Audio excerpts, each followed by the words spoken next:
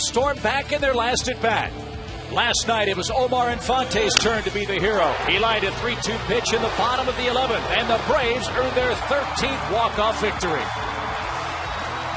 So the Braves move back into the wild card lead, and now they've got their ace on the mound. His name, Tim Hudson. Atlanta controls its own destiny. Keep it simple. Keep on winning tonight.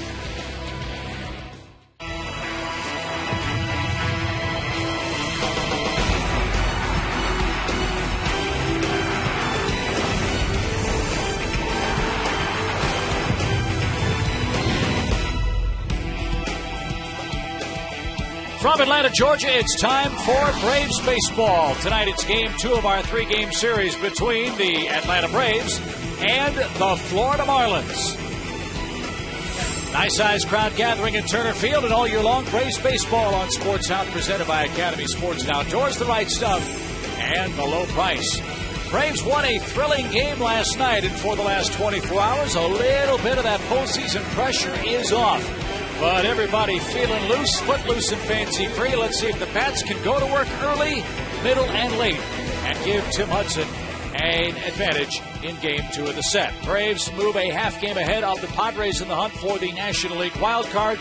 Top 2 teams on that list of 4 will be heading to postseason play next week here in the National League. And good evening, everybody. Chip and Joe with you. A 2-1 extra inning victory for the Braves last night. We know Martin Prado is out for the foreseeable future. We also know that one big reason why the Braves won last night was outstanding relief pitching.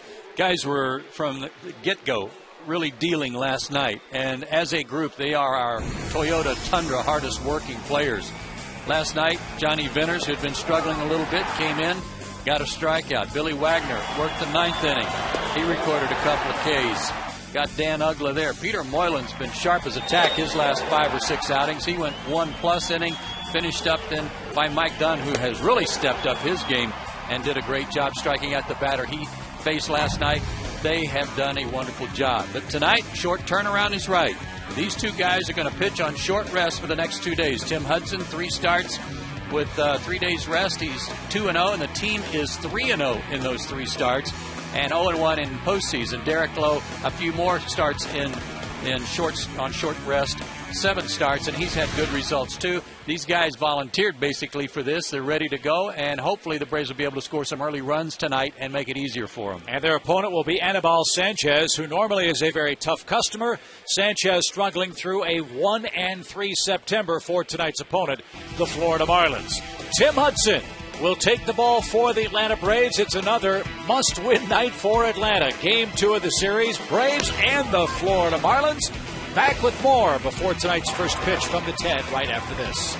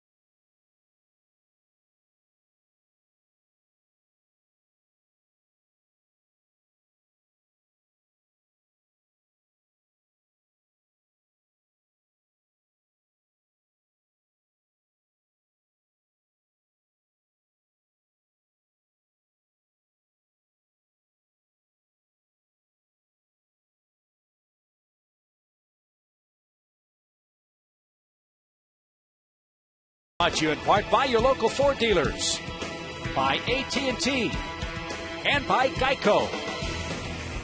Beautiful baseball night in Atlanta, and more importantly, no rain in the forecast as Atlanta and the Marlins meet in Game 2 of the series. Braves had another last-at-bat win last night. Will the home magic continue at Turner Field against Florida? We will find out in a moment. Starting lineups, first pitch coming right up.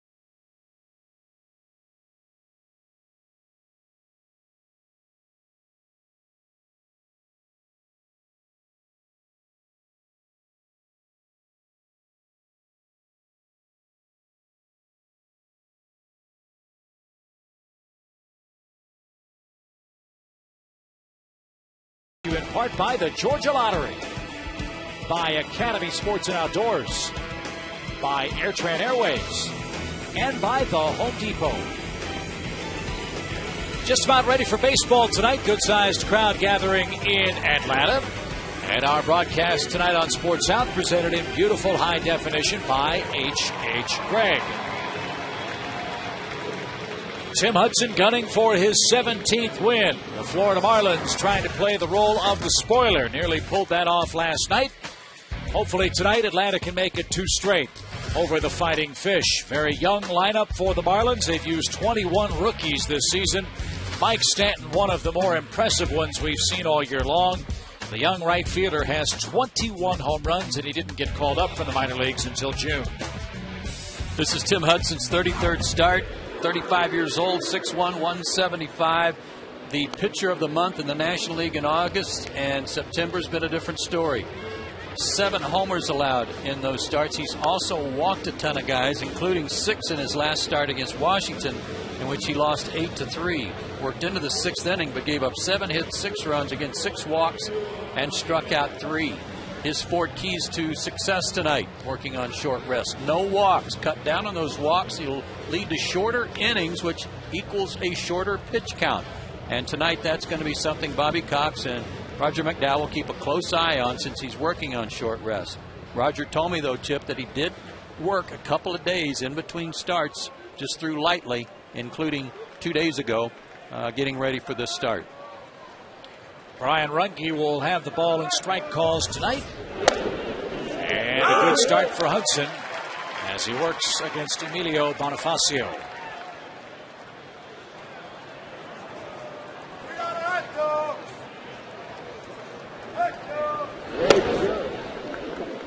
Bonifacio hit second behind Scott Cousins last night. Florida moves him into the leadoff spot tonight. Still no Hanley Ramirez, sitting on that .300 batting average and with a sore elbow. Pop to left. Melky Cabrera in foul ground. And an easy out on 3 pitches gets the Marlins leadoff man. Tim's made 3 starts against the Marlins this year. He's 1-1 with a good ERA of 2.8. 19 innings. But against the Marlins, only 4 walks in 19 innings and 21 strikeouts. So it's a team that's been putting the ball in play against him, and hopefully they will tonight right at somebody. Cameron Maben, the hitter.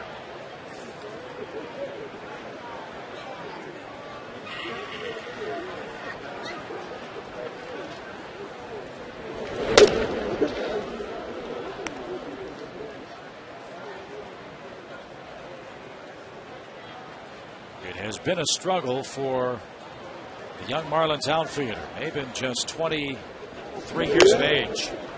Out of Asheville, North Carolina. Came over from the Tigers with Burke Badenhop, Eulogio De La Cruz, Andrew Miller, Mike Rabello, and Dallas Traherne for Miguel Cabrera and Dontrell Willis. That was before the 2008 season.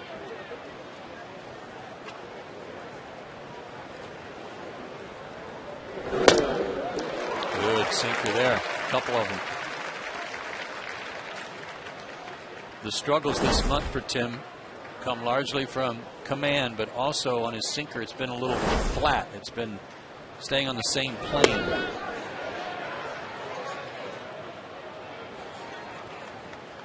No appeal. 2 balls, 2 strikes.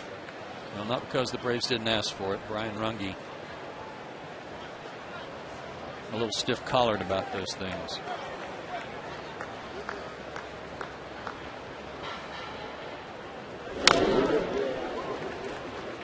Braves trying to exploit a hole in Maben's swing. It's one of the big problems for this kid. 280 some odd at bats this year, and he struck out 90 times.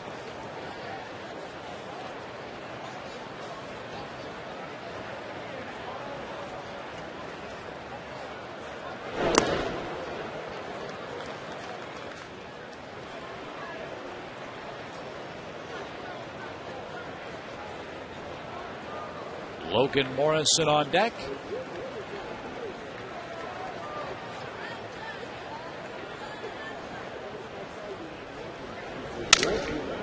And now a broken bat for Cameron Maben. Looking at Cameron Maben's numbers in the minor leagues with Detroit. He was a #1 draft pick out of North Carolina, out of high school, and really put together a couple of real solid years his first 2 years in the minor leagues with high average, good power. And then when he got traded and got to the big leagues, he just hasn't been able to, that hasn't translated to his big league numbers, at least for Florida. But he was in the big leagues by the time he was 20 with Detroit.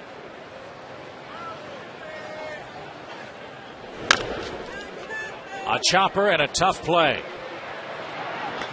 And an infield hit for Cameron Maben. He wins the first inning battle with Hudson, and he's aboard in front of left fielder Logan Morrison. No reason to even make this throw. This is one you just needed to put in your pocket. Doesn't matter if you're Brooks Conrad, Martin Prado, Chipper Jones, doesn't matter.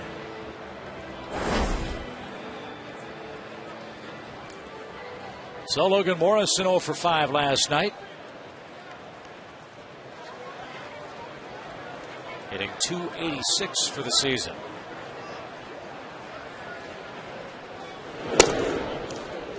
One thing that great straight-on camera angle from center field does not do well is give you an idea of how big this kid is.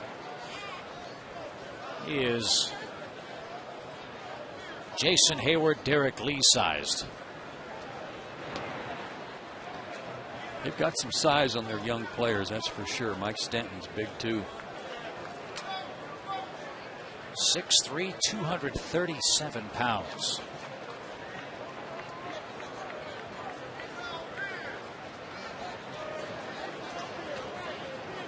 Close play, and they picked him off.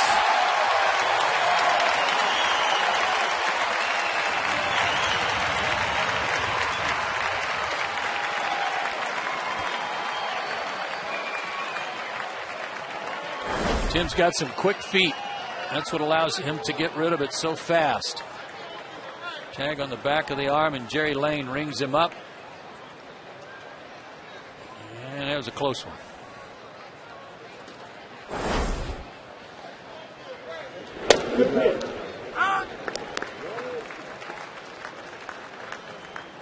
No argument from Maben or the Marlins first base coach. 2 outs for Morrison.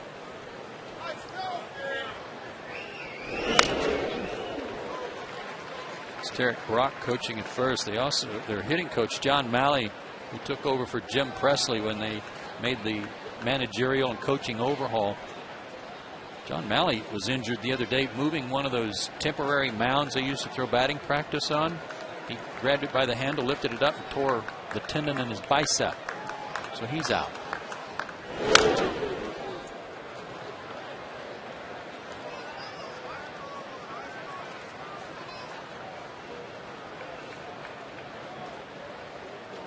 Morrison swung so hard he unbuttoned his own shirt. But he did stay alive. 1 ball, 2 strikes.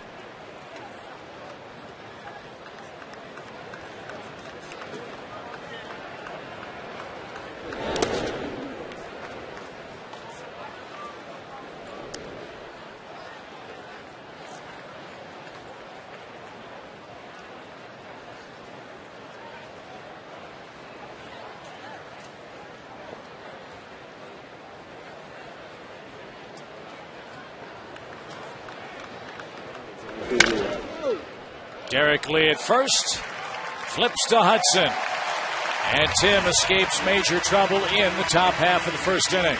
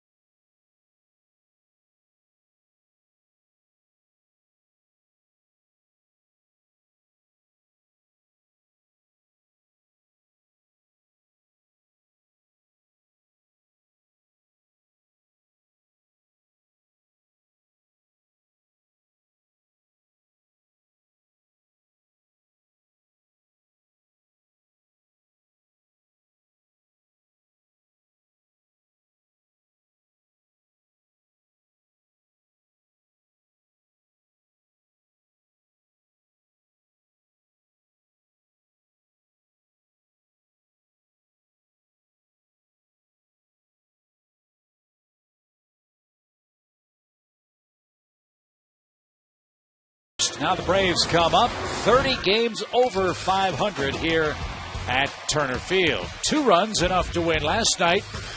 Let's see if Brian McCann and company can give Tim 2 early ones with which to work tonight. No better than Brian McCann, batting in the number 3 spot for only the 2nd time this season with the injury to Martin Prado last night. Anibal Sanchez this month, also like Tim Hudson, struggling a little bit here to the finish line. 1-3, a 6.95 ERA. He's from the same hometown as Martin Prado, Maracay, Venezuela. 6 feet, 205 pounds. His keys to success tonight: he has really good late movement on his fastball. He'll need that tonight. And he has a good curveball. He'll need to locate it to be successful. And it seems like, partner, he throws a bowling ball up there. It's almost impossible to hit a home run against this guy. Hadn't hit many. Opponents only have hit 8 homers against him in 182 innings.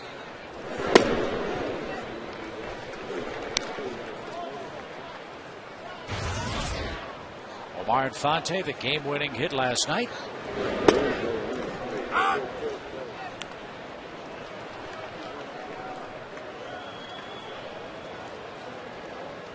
is going to slow him down a little bit after rapid firing 4 pitches.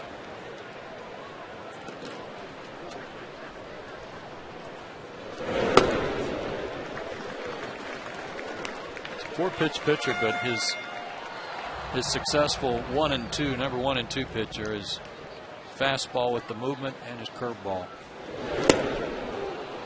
Something off speed took care of Infante. First strikeout of the game for Sanchez. And here's a look at the Florida defensive lineup. Morrison, Maben, and Stanton from left to right in the outfield. Might be their outfield of the future. Ugla and Sanchez played a little croquet last night, but nothing came of that. And Brad Davis works behind the plate.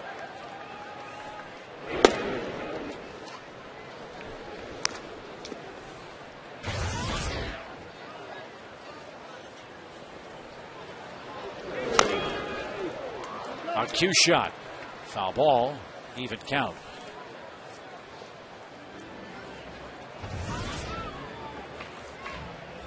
Lovely night tonight. 72 degrees, I think they said. Gentle breeze blowing straight in from center field tonight.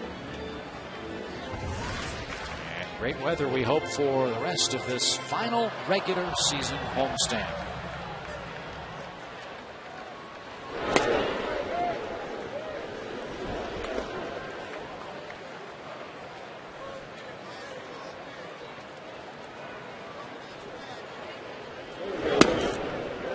Curveball, and it missed.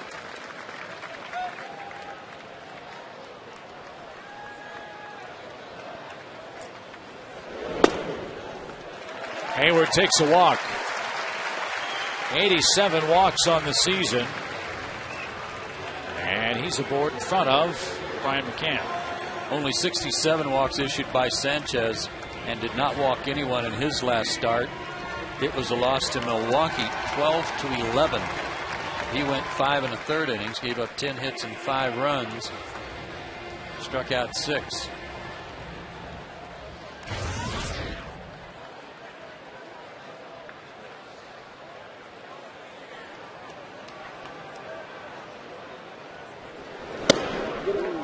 For a long while last night, looked like Brian's home run was going to be enough the way Tommy Hanson was pitching.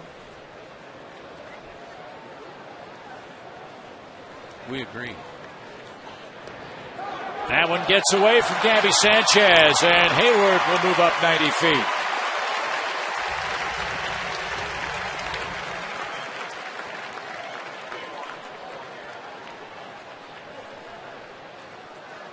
They charged the error to the pitcher, but what happened to Sanchez?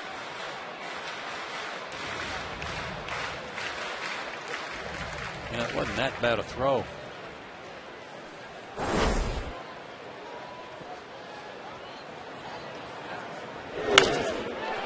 Popped him up. And with the shift on, Dan Ugla has an easy play.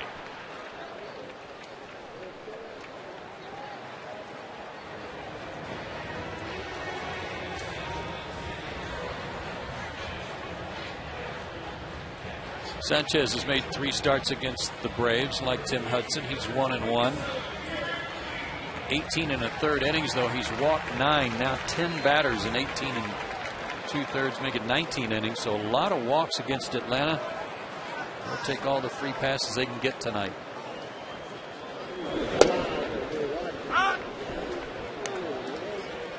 Braves, as you know, have been a very patient club all summer long.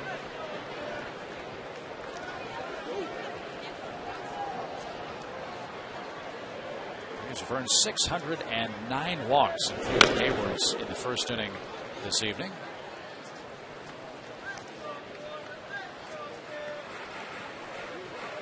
And that total is still the most in the National League.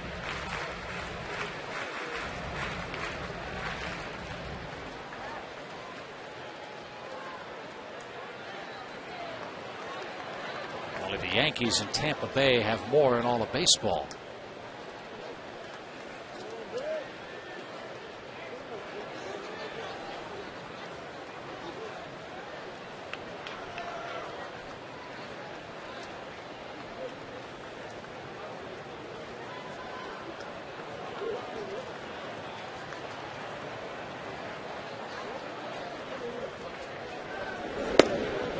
over the inside corner.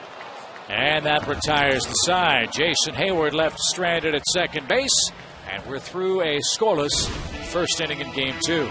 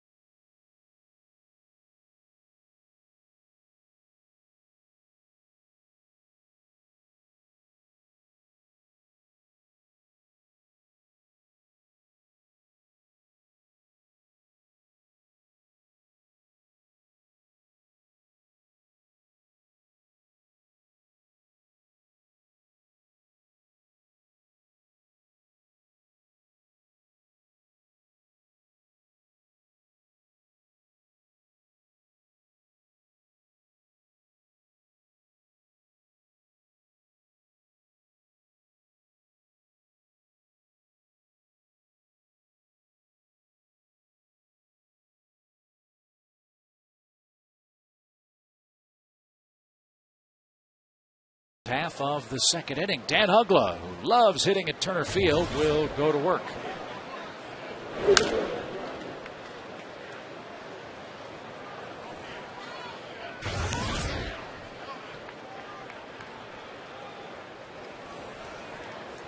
Dan came into this series a hot hitter, but took an 0 for 4 collar last night. But he lined out twice, once right at Gonzalez, and then the great play by Martin. This time he'll roll to Brooks Conrad. Bad throw, and Derek Lee caught it over the top of Ugla's helmet. And Dan was able to creep in under the tag, and that's a hit.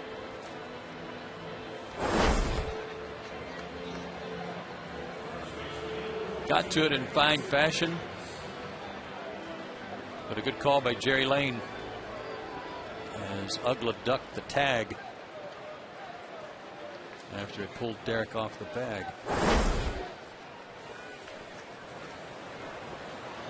Here's Sanchez.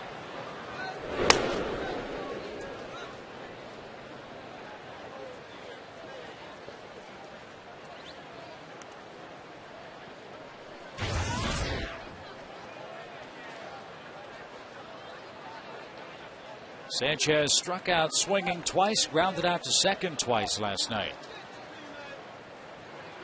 See if Tim can get a double play ball.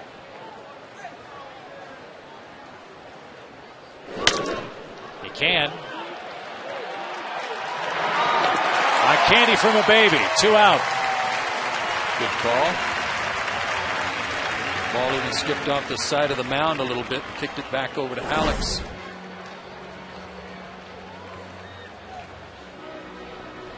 So the first double play earned behind Tim tonight.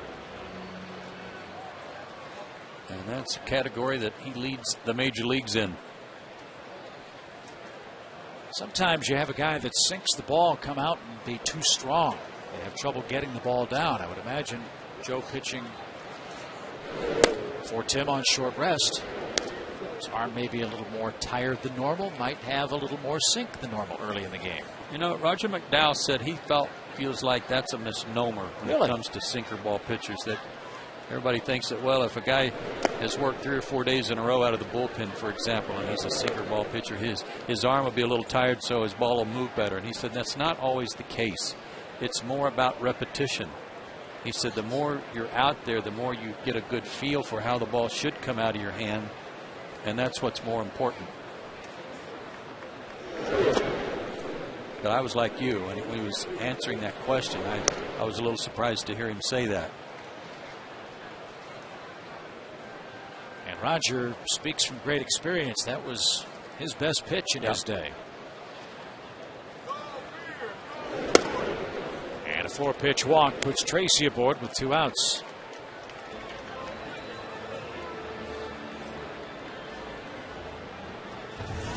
So Mike Stanton, the hitter, 248 in his rookie year, 21 homers, 52 driven in. Remember, folks, this kid didn't come up till June, and he came up from Double-A.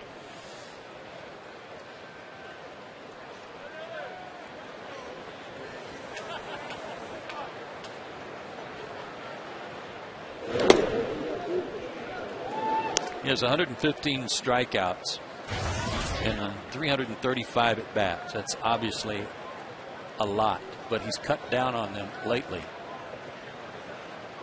And he's having a good road trip for him. It's interesting, too, though, as good as his numbers have been against the rest of the league, the Braves have really beaten this kid alive at the plate. He's 3 for 34 against Braves pitching.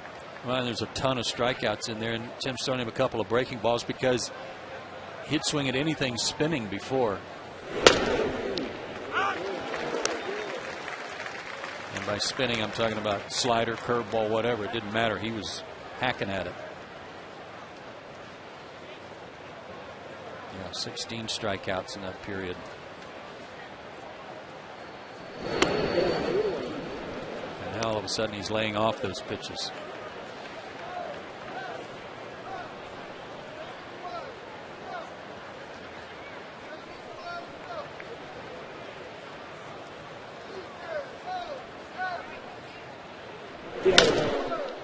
Driven a long way to right, but playable for Hayward. Took a roundabout route, but got there. And that will retire the side. Tim Hudson's through 2 scoreless innings in Atlanta. And the heart of the order coming up for the Braves.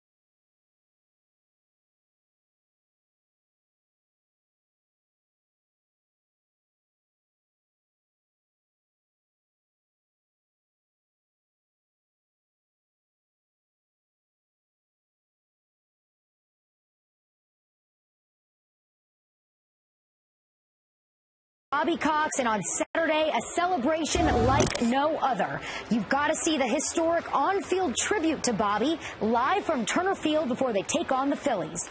You won't want to miss it Saturday at 3:30 on Fox Sports South. You're right about that, Christina. Should be a special and, I think, frankly, an emotional weekend as the Phillies come to town.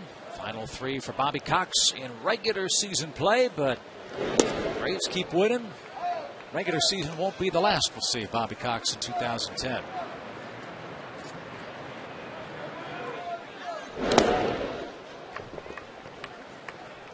Melky Cabrera in there tonight. And not just in there, but batting 5th with the realignment in the lineup with Prado out. Now he's 4 for 7 against Anibal Sanchez. Part of the reason is because he's had some luck against Sanchez. The other part is he did provide some offense in Washington on Sunday. Got robbed of an extra base hit on a line drive to left and had another hit in front of Van Keel's double. Had a back-to-back doubles with Rick. So the Braves need some offense, and Bobby was hoping Cabrera would provide some, and he already has. Shortstop Alex Gonzalez, the batter. 23 homers, 88 driven in between Toronto and Atlanta this year.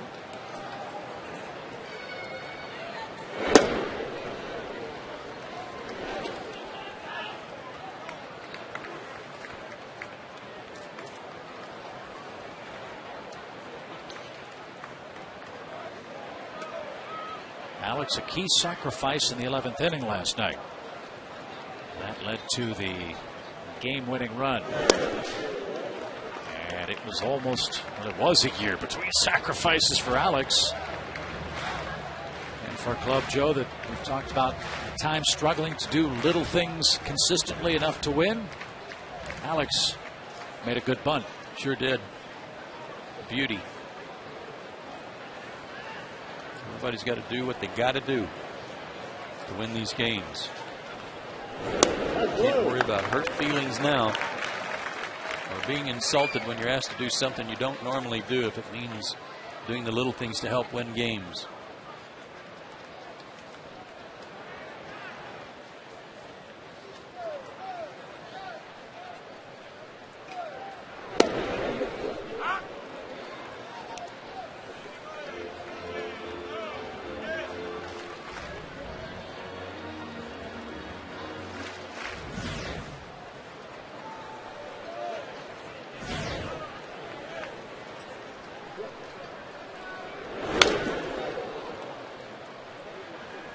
Cut by Alex there on a fastball out away from him.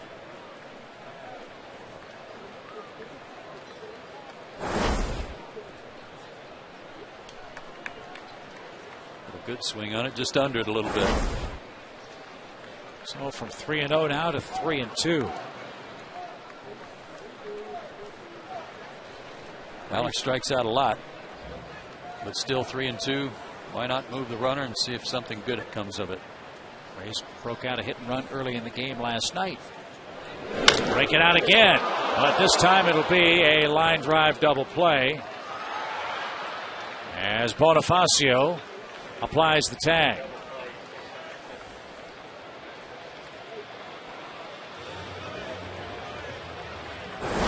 That's the risk of a hit and run. Hey, if he doesn't hit it right at him, they're first and third. Yep. Emilio would have followed him all the way to the dugout. Well, why didn't just throw it to first, but he wanted that unassisted double play, I guess. Here's Brooks Conrad.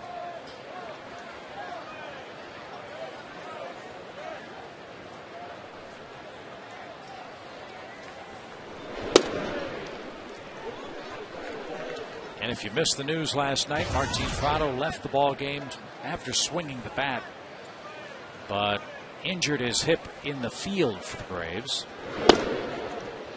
It was diagnosed a hip pointer during the game and after the game last night.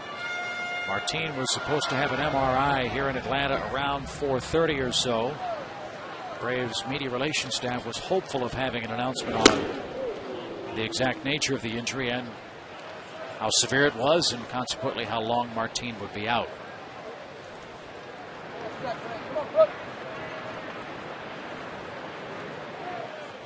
But yet another key injury suffered by the Braves here in the final couple weeks of this season, as Conrad down on strikes to retire the side. A leadoff hit, a line-out double play on a hit and run, and a strikeout moves us to the third inning.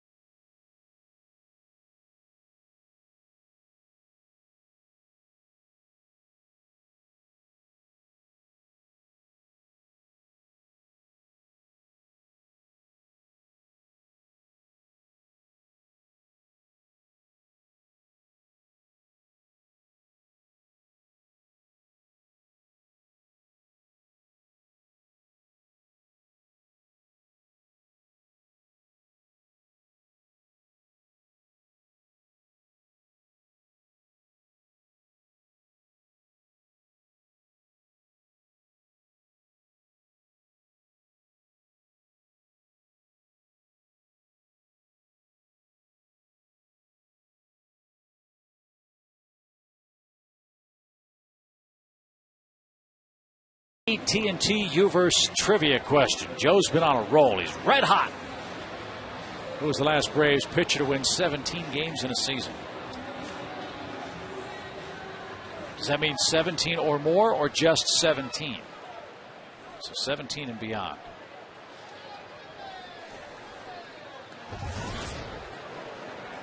Brad Davis is the batter. Joe is strapping on the thinking cap as the first pitch in for a strike. No, not really. That was so easy. That not even bother. Don't even need a chin strap for that one.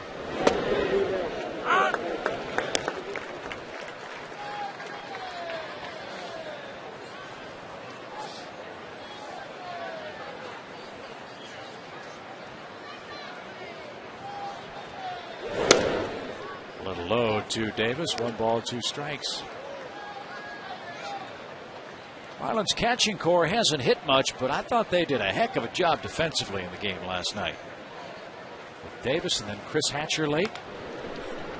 Saved a couple wild pitches. Kept the ball in front of him. Seemingly called good games back there. Yeah, but it's funny. A wild pitch is kind of what set up the whole scenario in the 11th inning for the Braves to win. It was Barris firing one back to the backstop on the fly. Fly ball pretty well hit to left. Twisting and turning is Melky, and he went the wrong way. Ball over his head. Davis at second with nobody out. He turned the wrong way twice.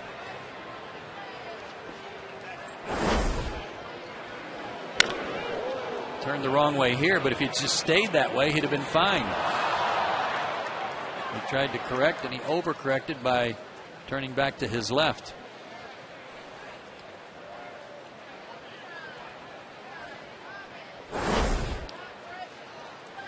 So Sanchez a chance to bunt. And the ball fouled at the plate. And fortunate that it was fouled. Hudson went through with the pitch with Alex Gonzalez standing on the second base bag.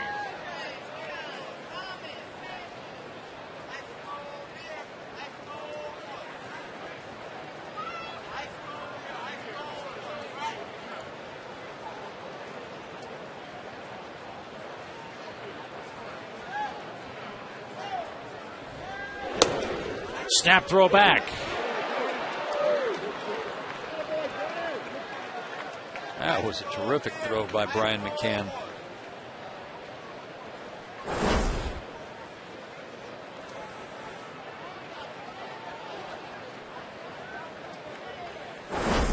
Quick release and had something on it.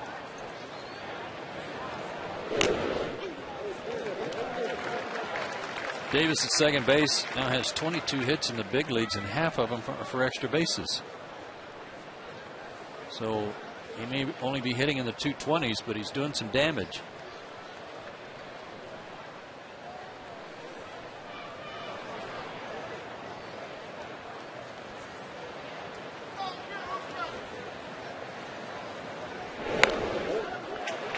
And Sanchez strikes out on a bunted foul ball on a sacrifice try. First strikeout for Tim in the game. Never got the bat out in front of him. Kept holding it back and then trying to soften the blow of the bunt. But watch how he'll pull the bat back here. And got to get the bat out in front of your body and see the ball to the bat. Catch the ball with the bat to get it in fair territory. That might help this inning. Strike one to Bonifacio, who popped out to left.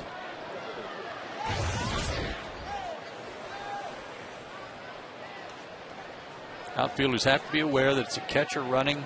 Got a chance to throw him out if you get a base hit to you. And with Bonifacio up there, you saw the defensive alignment with Melky shallow and near the line, and Keel over into left center.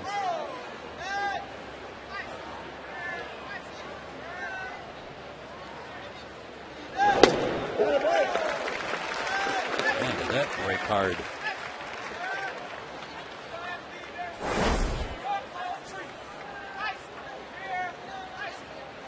Bonifacio started his swing, and then he got about halfway, and he was trying to figure out, why did I even go after that pitch, because it almost hit me.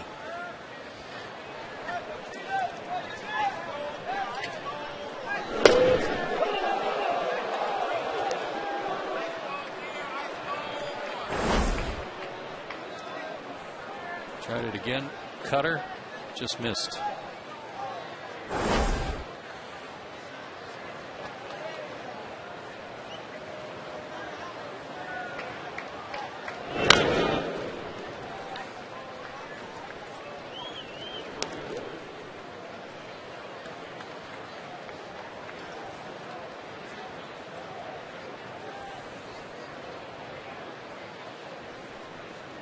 Tim's ball has some life to it, though, tonight.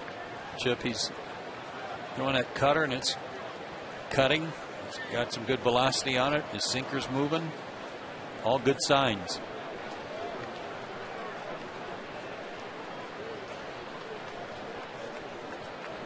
The good signs for Hudson really have come from start number 1 of the regular season all the way through until late September. Tim now 217 innings pitched. His career high is 240. That was back when he was still with Oakland. His Braves high is 224 innings. And a win tonight would give him his most in a Braves uniform. He was a 16-game winner back in 07.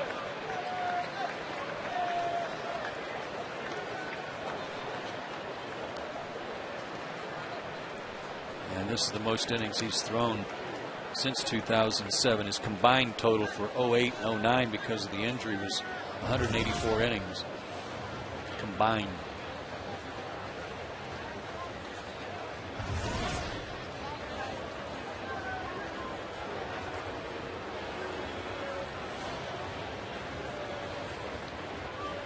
I'm not a big fan of the quality start stat, but it is a benchmark statistic as to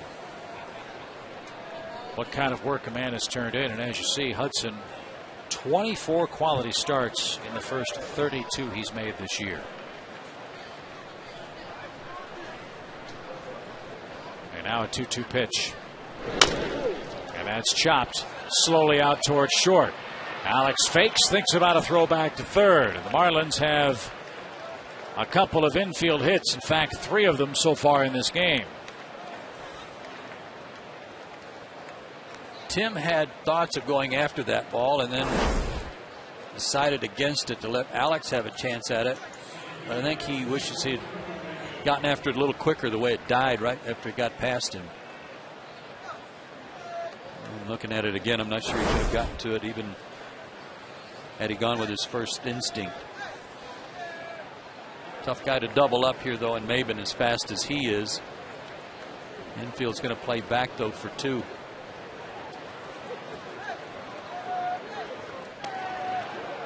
As we told you, Maben is a place you can go to get a strikeout.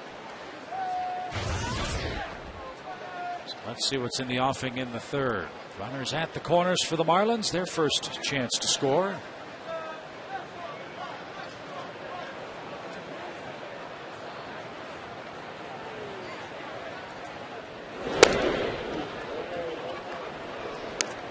Ball 1.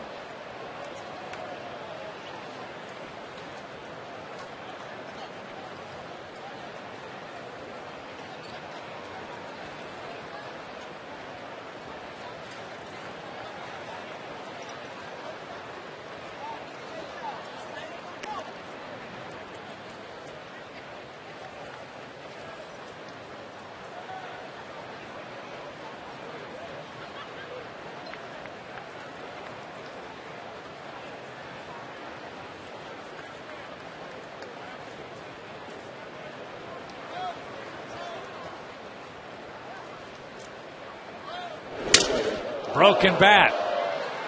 Can't do anything about that either. Another infield hit, and the Marlins score first. Are you kidding me?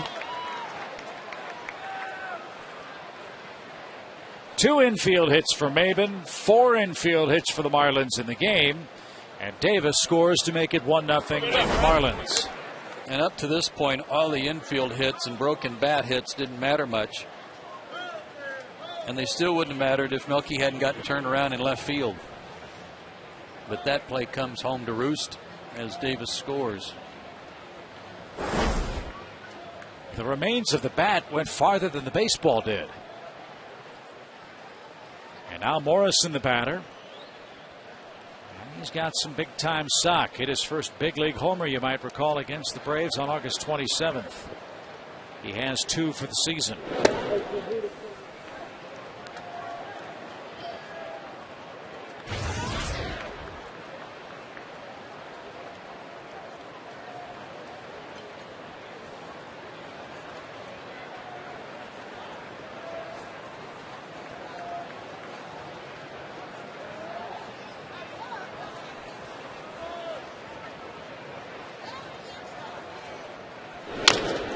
Little dribbler. Tim lets that one go. Quick flip. Lee got him at first base.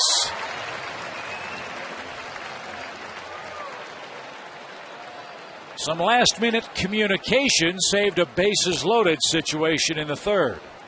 Another dribbler. Some great work by the 2 veterans here to at least get an out at first. And the fact that Derek did not give up on that ball after Tim ran right by it. Nice toss. 2 out. I don't know the answer to this, but I wonder if Derek called Tim off at the last second.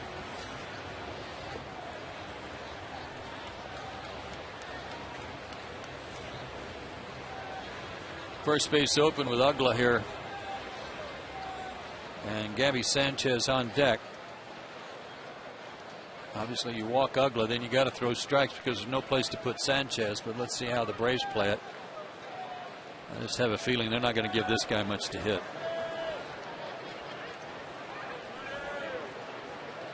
And that might be one reason why.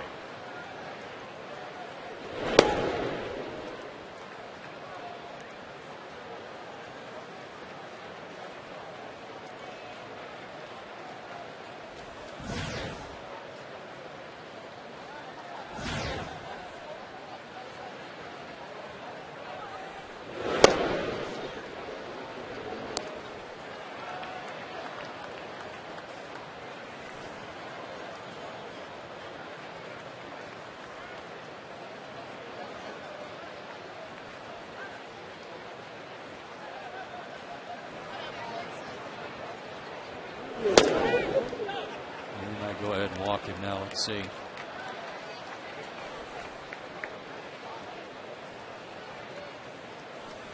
They will, and they'll be loaded.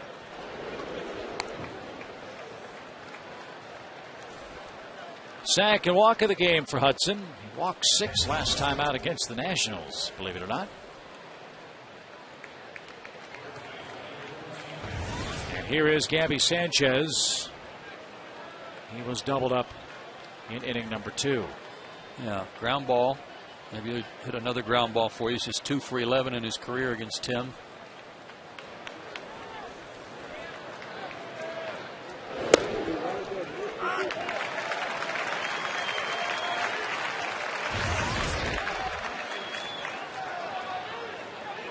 Sanchez this year 5 for 12 with the bases loaded. 0 for 4 with 2 outs and the bases loaded. And he's going to be 0 for 5 with a clean play. Braves pitch around Ugla. Give up a couple of infield hits and a misplayed fly ball costs Tim Hudson an early lead. It's 1-0 Florida.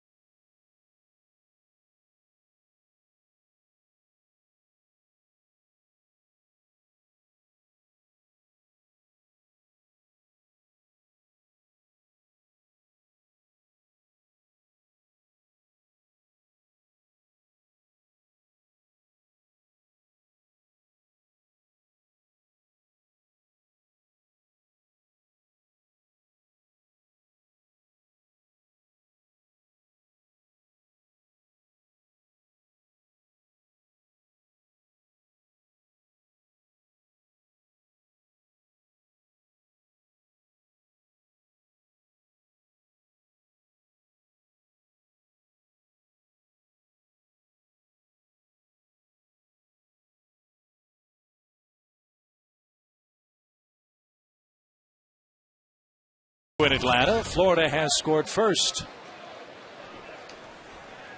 Anibal Sanchez ready to pitch, and the outfielders are still playing catch in the outfield, loosening up.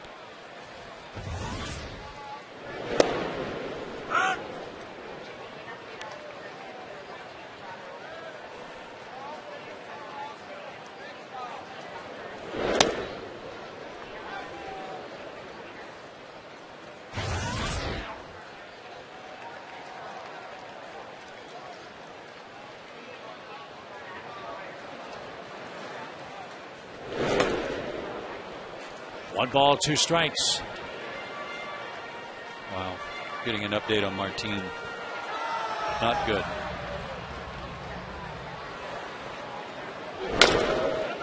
Dribble to first. And one out. What is the update? The MRI showed that there is a hip pointer that started here on this play where he came down hard on his hip after the great catch. It also revealed a torn external oblique muscle, which is right above the hip bone on your side, and recovery for that is 2 months of complete rest, no activity. He's done for the year. Remainder of this regular season and any postseason possibilities. So again, think about the Braves as Hudson taps out. They'll be without Chipper Jones, their everyday third baseman who blew out his knee in Houston. They're now without his replacement, Martin Prado, who got hurt last night. The Braves may be without Jair Jurgens for the rest of the season. Jurgens not listed on the starting pitchers for that upcoming Phillies series. JJ has some knee issues. And let's not forget Chris Medlin, who had Tommy John surgery in the second half of this season.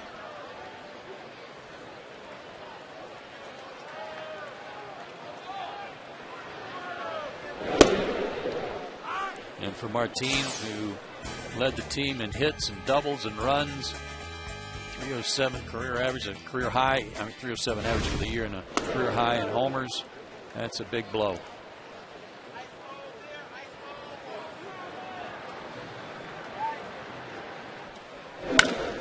Fly ball to center. And Cameron Maben puts that in his back pocket, and Anibal Sanchez, with a 1-0 lead, cruises through the Braves' half of the third inning.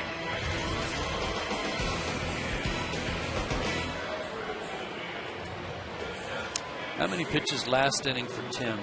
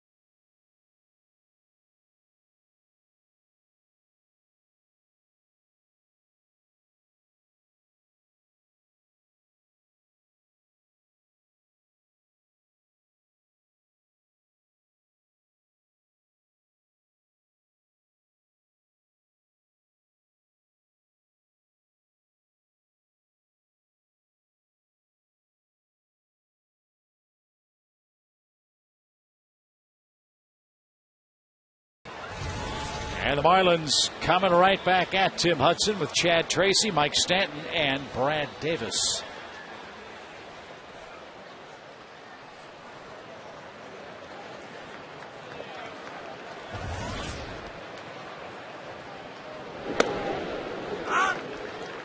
Tracy took over at third base after the Marlins traded away Jorge Cantu to the AL West champion Texas Rangers.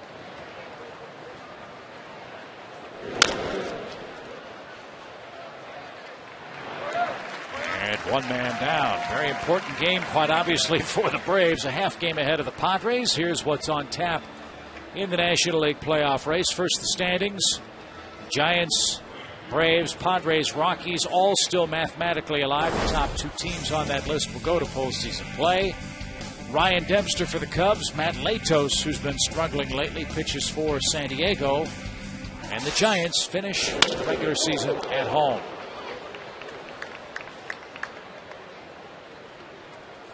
Diamondbacks and then the Padres come to San Francisco to finish the year. Giants were off yesterday. Ryan Dempster had a really rough start his last time out. Maybe it was 2 starts ago against the Giants. Remember, they knocked him out in the 2nd inning. And Jonathan Sanchez, the man on the mound for San Francisco tonight, has an ERA of 0.79 in September. So San Francisco outstanding pitching all month long. Diamondbacks played pretty well lately, though. They wore the Rockies out. Did they sweep them? Or I know they took 3 out of 4 at least. Yeah, they won the last 2 games. And that might be a death knell for Jim Tracy's club out west. Other news out of Arizona, if you missed it last week, Kevin Towers, the former GM of the Padres, was named the new general manager of that Diamondbacks club. So it'll be fun to see how he molds the Arizona club and whether or not he retains Kirk Gibson as the manager there.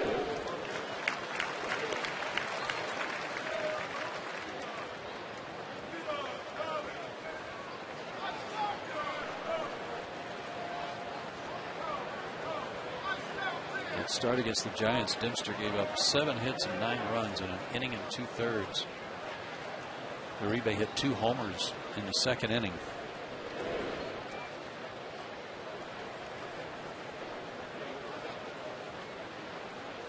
Got to keep an eye on Stanton. He'll run a little bit. He's got 5 steals in 7 tries.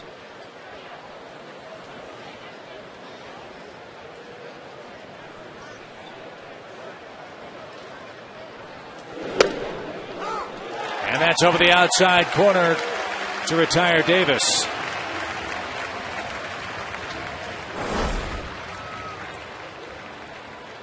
Little tailing action on that fastball. Great location. Tim had to throw 25 pitches last inning. He's trying to shorten this one up if he can. And there's the pitcher up there to help him out.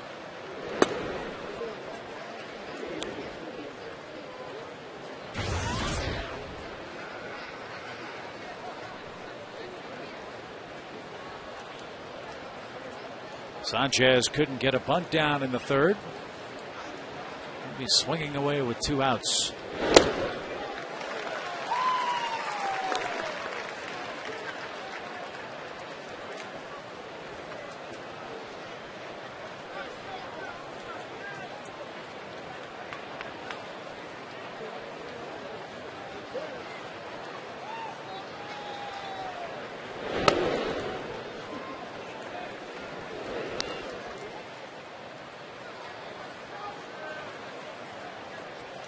Another managerial decision has to be made with respect to the Marlins.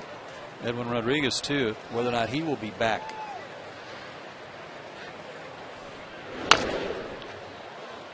Tim Hudson on a big hop. Well, you can cross Ozzie Guillen off the potential list for the Marlins. Ozzie Guillen's going back to the White Sox for 2011. And we'll see about the Marlins at season's end. 1-0, middle of the 4th inning.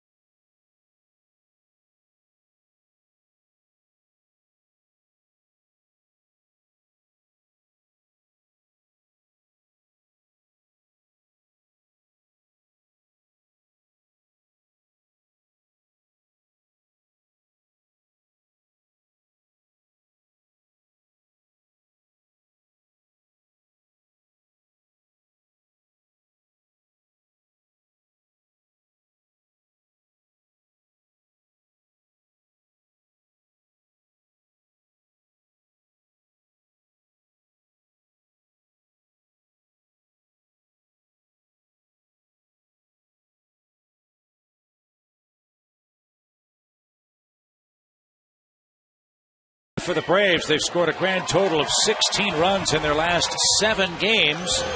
2 was enough to win last night, but it took them 11 innings to get it. Omar Infante with the key blow and a lot of excitement, as you'd expect.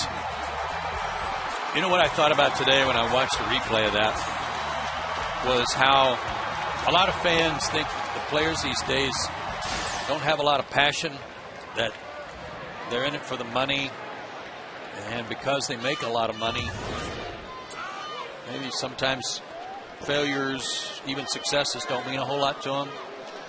And I say, watch that. All that mattered there to Omar was that he got a game-winning hit. He helped his team. That won the ball game. That's what was important. That's what's still important to athletes. Get down to it. And it's really funny as we watch Jason Hayward bat. So many times you hear broadcasters talk about how consistent, how steady a player is. Bobby Cox on the Geico quote talks about the hard-nosed nature that is Omar Infante's game. One of the hardest working guys on the hardest working team he's ever had. But you played in Major League Baseball. If you're as excited as Infante is every day, can you last an entire season? I guess emotionally is the question. Well, it depends on what you're celebrating. It's kind of like us up here in the booth. If we go crazy on every little ground ball, we're not going to last long. We'll run out of gas. There are times to celebrate and be excited. That certainly was one of them. But my point is that even as stoic as Omar can be, what matters to him and to players, you see the reactions all the time, whether it's walk-off home runs or hits or whatever it might be. If it wins a game, that's what matters. That's what's exciting. That's what still drives these guys, is winning. Good pitch. 1 ball, 2 strikes.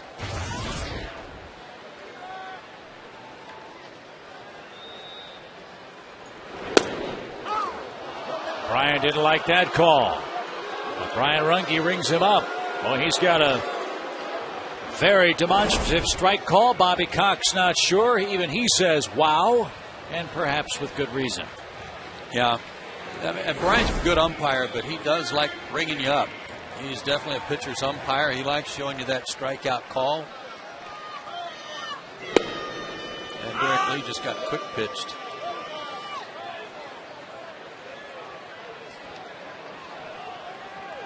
And this time Brian's going to let him get set.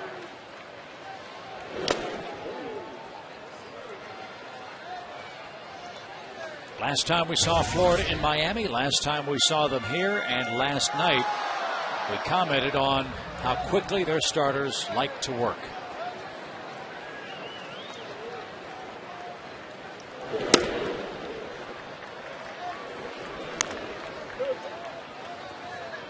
And Sanchez in rhythm. He set down 7 consecutive men. He's allowed only 1 hit.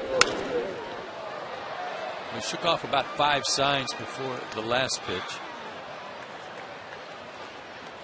Again, he's a 4-pitch guy and might have been a fastball in, fastball away. And going fastball in. And his fastball, as you see, is low 90s, so it's legit. That makes his curveball that much more effective.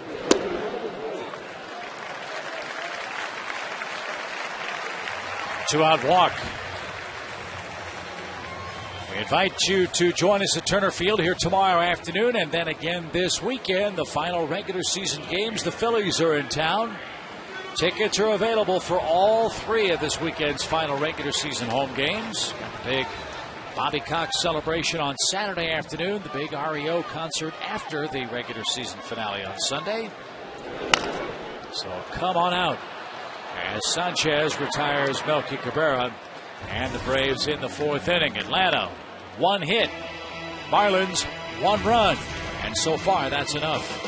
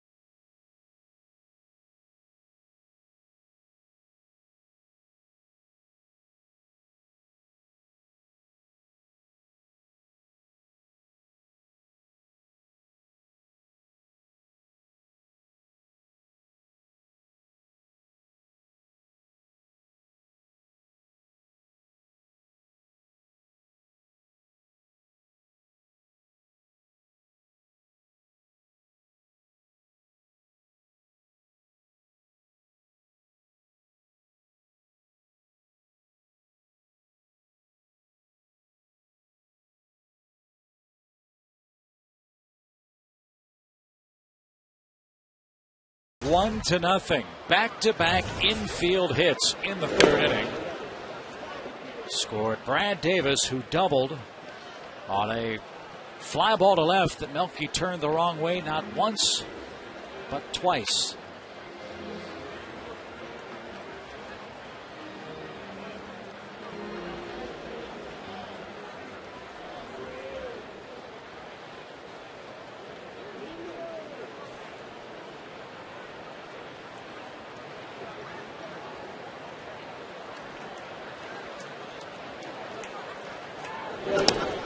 Meanwhile, the Braves only have one really hard hit ball, and that was by Gonzalez, and that turned into a lined out double play. They have not been able to do much with Anibal Sanchez yet.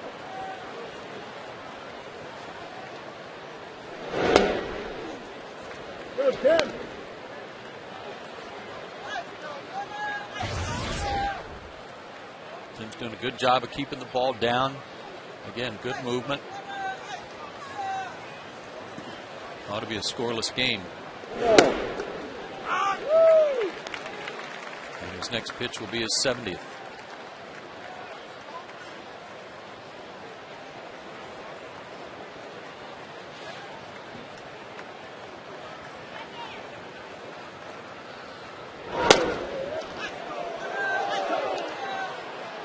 You know, the Braves bench is barking about that pitch. Especially after the one called on McCann. Tried to get it to back up. Foxtrax says it was inside. And that one too low. A fast man aboard leading off the fifth inning. Especially after you were ahead of him in the count. That hurts. Here's how they got their run. If you just joined us, this was the fly ball to left. Melky turned left, turn right, turn left again. An infield hit moved the runner to third. Broken bat infield hit got him home.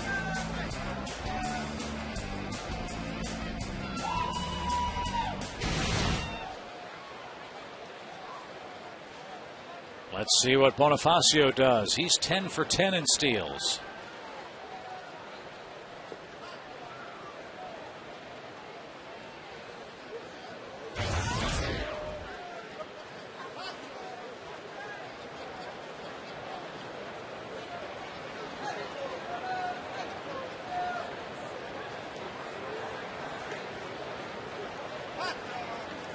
He's going and got a very good jump. And that was tipped into the glove of Brian McCann. And Bonifacio in at second base with nobody out.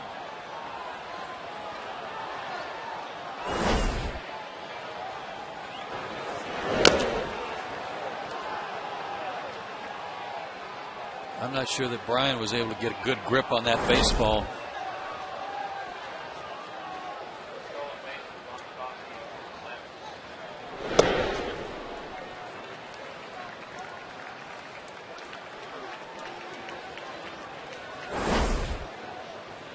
This is Brian on the stolen base.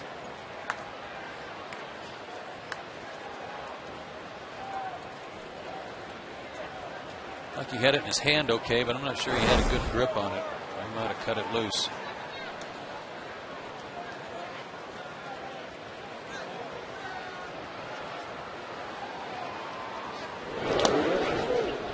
Wade Maben swinging the bat tonight. You almost need to bring the infield in. Yeah.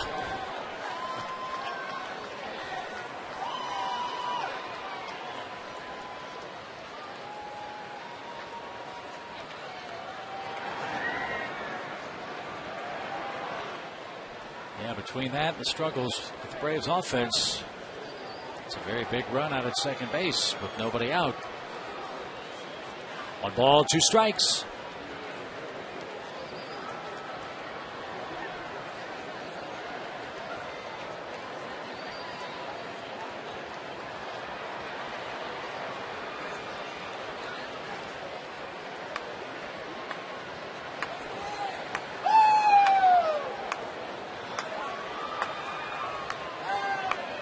Maben will expand his zone. Go upstairs especially. Inside corner, a paint job for strike 3.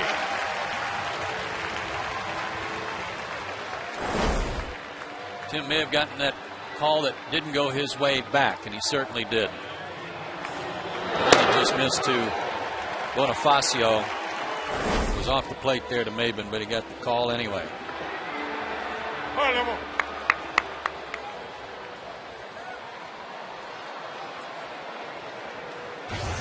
Morrison has bounced to Derek Lee, who's flipped to Tim Hudson twice.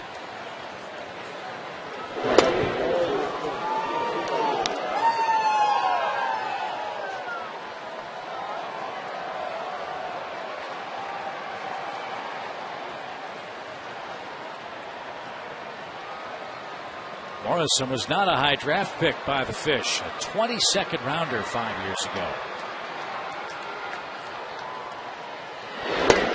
Yeah, that's hard to believe. A guy with his hitting skills.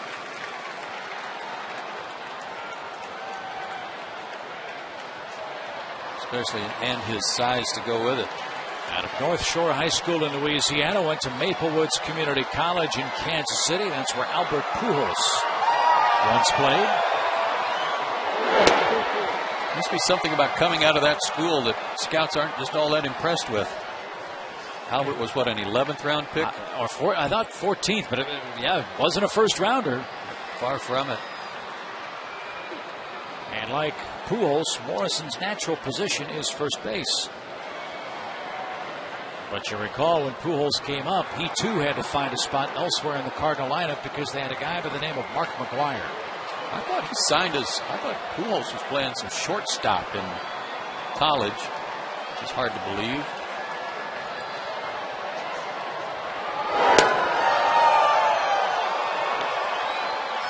Tim trying to work over that outside corner with some backdoor sliders, but you got Dan Ugla next.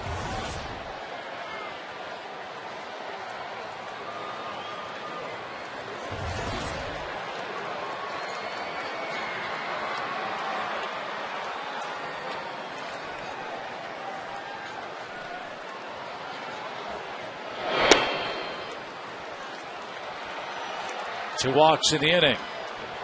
And Ugla will be the batter. That's 4 passes from Hudson. And trouble afoot in the Florida fifth. All year long, Braves baseball on Sports South, presented by Academy Sports and Outdoors, the right stuff and the low price. Chip and Joe, your dart throwers tonight. We were all around the draft position of Albert Pujols. He was a 13th rounder officially, way back when by St. Louis.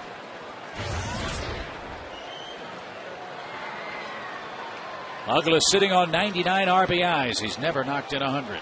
And a big point in this ball game right here, with the Braves struggling to score runs and already down 1.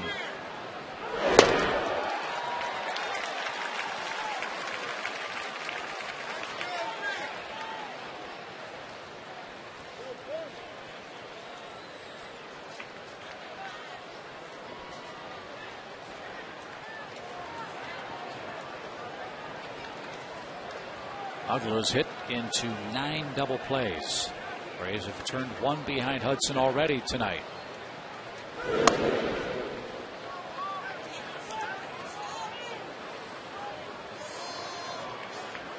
That's not that many. You know, for a guy that plays every day, this is his 154th game. 600 plate appearances.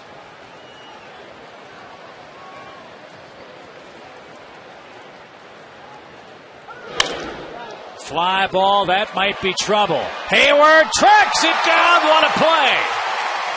Throw back to second, and Bonifacio is there. That ball was ticketed for the corner, but the long strides of Jason Hayward saved a run at the very least.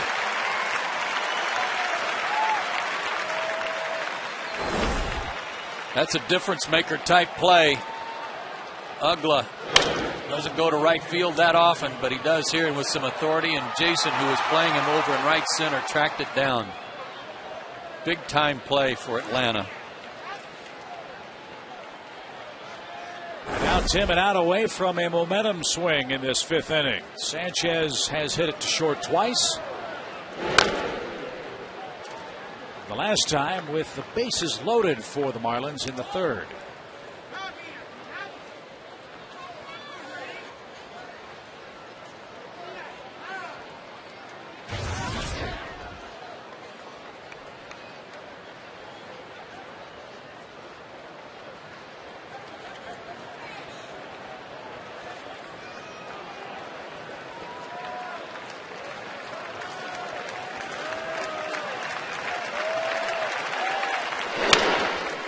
One of the great feelings on a play like that, Chip, for a guy like Jason Hayward is off the crack of the bat, you know that ball is trouble, but there comes a point when you're racing over to it that you know you're going to get it, that you know you're going to be able to reach out and it's going to hit your glove. It's a wonderful feeling, and he made a good play.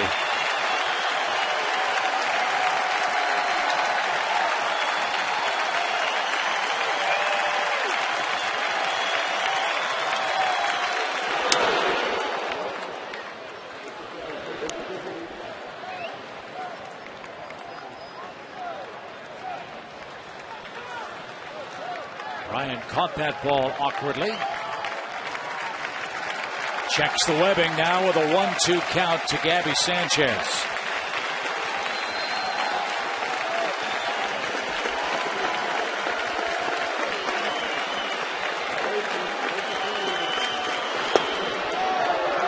Good pitch.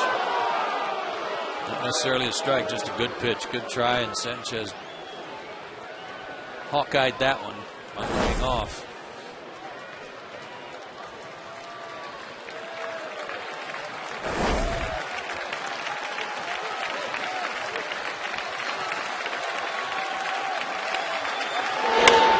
Popped him up.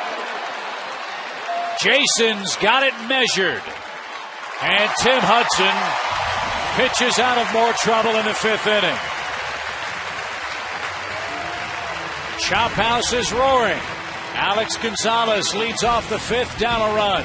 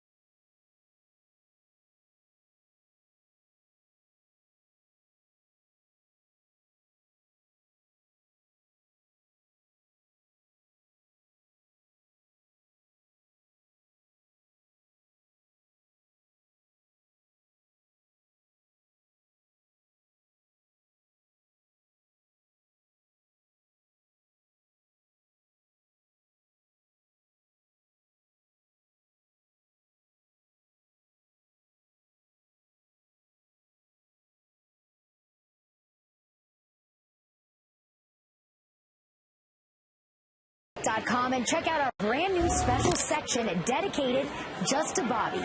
See former players and Braves fans from all over wishing Bobby the best, and you can leave a message too. Just go online at foxsportssouth.com. Chip and Joe, back to you guys.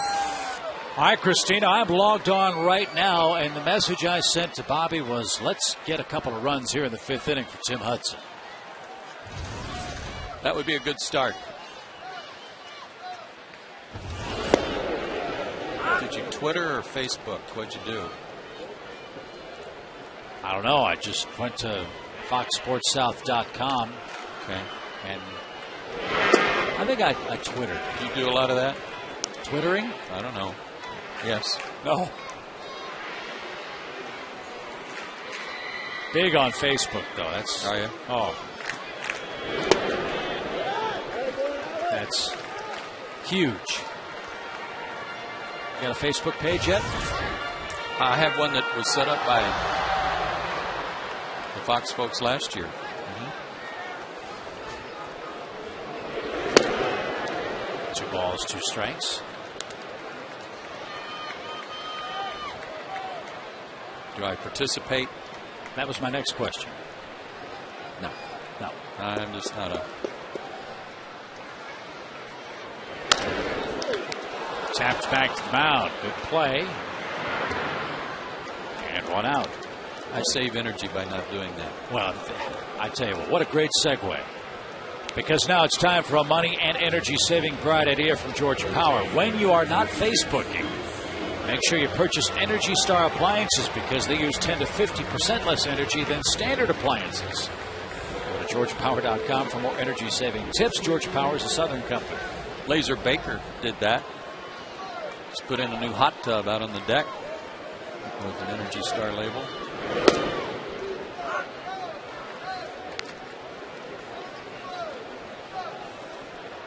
He's got that bad boy cranked up to, I think, 77 degrees.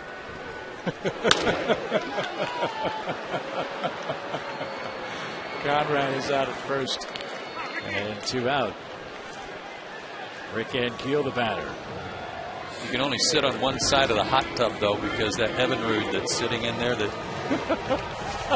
stirs up the water. The fumes get to you? Yeah.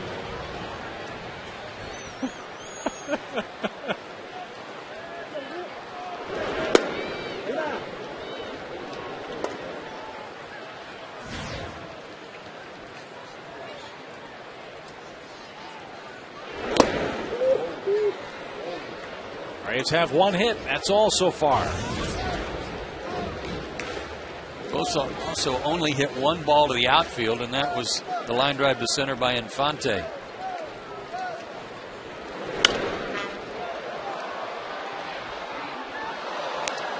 Cabrera's base hit leading off the second was a ground ball that went through the right side.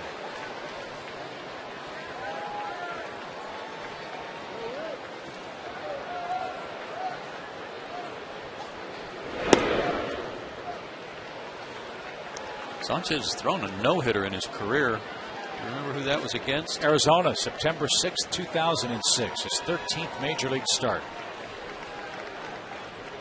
There was a mistake. Got away with it.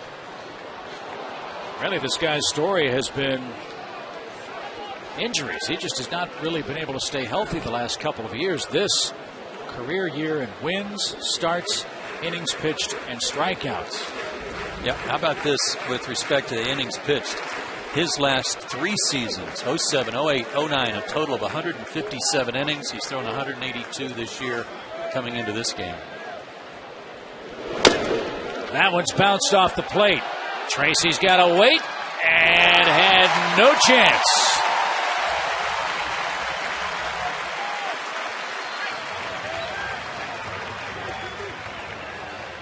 The old days, they used to call that the Baltimore chop. Still do. In the new days. Right off the plate for Rick. And when you hear that sound as a hitter, man, all you know to do is put your head down and take off.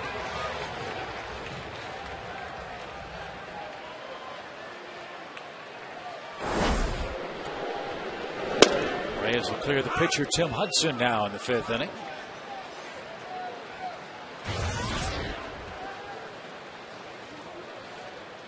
Tim hitting 189. He's knocked in 3 runs.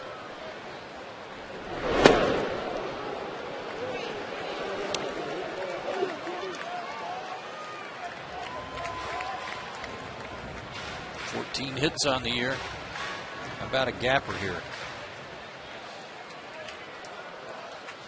Marlins swing around toward right in their outfield. And that's off the plate. Refreshing night. Temperature in the low 70s at first pitch, cooling off dramatically since. And that last one at 94 miles an hour. And that one an 87-mile-an-hour slider to retire the side. Braves get their second hit, still trailed by a run after 5 in Game 2.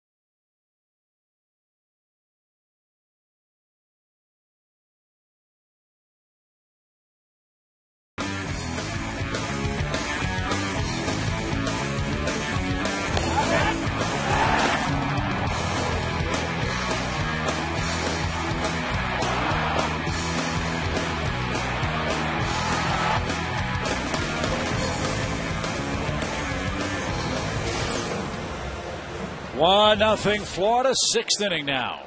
Tim Hudson pitching on 3 days rest, ought to have a scoreless game.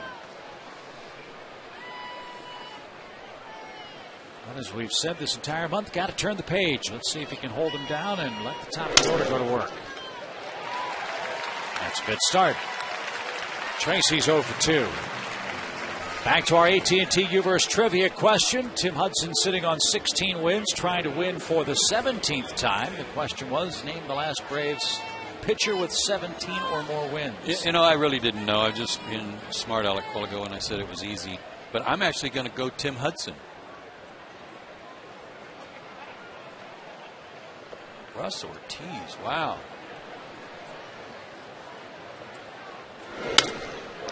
Line drive by Mike Stanton, who's had a good series. That's his 4th hit.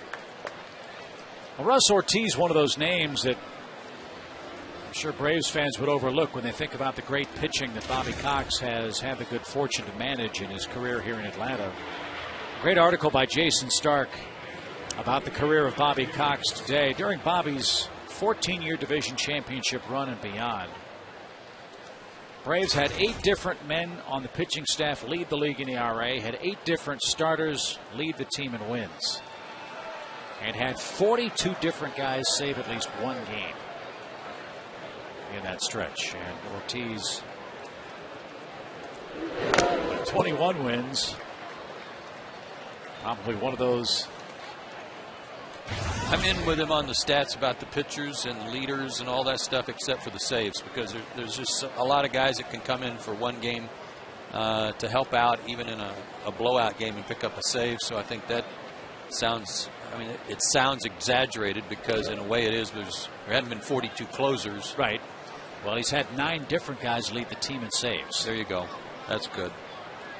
But the point I think Jason was trying to make was, there are some who say, well, Bobby Cox had his core team all the time and was able to just sort of push button his way to wins. That really isn't the case. There was always a lot of turnover in his staff, on his bullpen, in his lineup, on his bench.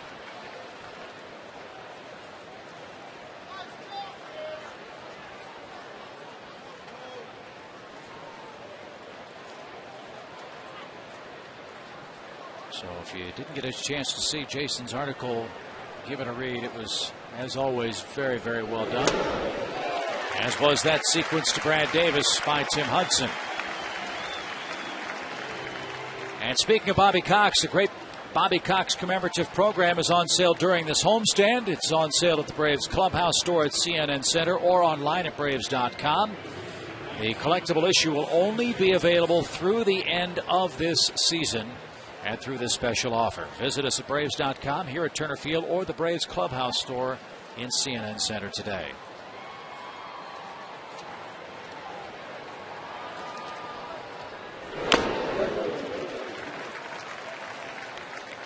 Of course, we'll have great coverage Saturday afternoon of the tribute to Bobby Cox here on Sports South. That starts at 3:30, right, Joe? That is correct. 3:30 Saturday afternoon. The game will be carried by the National Fox Network, but we'll have the Bobby Cox tribute right here.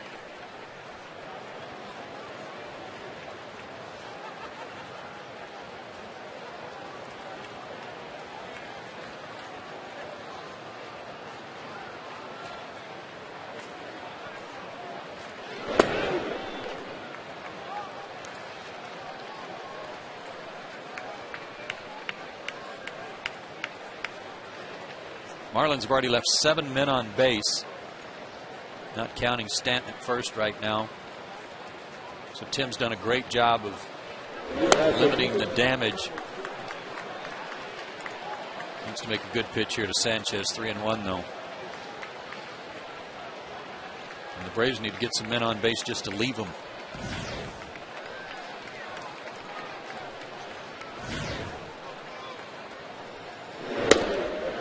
Took a little off. And that'll fill the count, and it will put Stanton in play.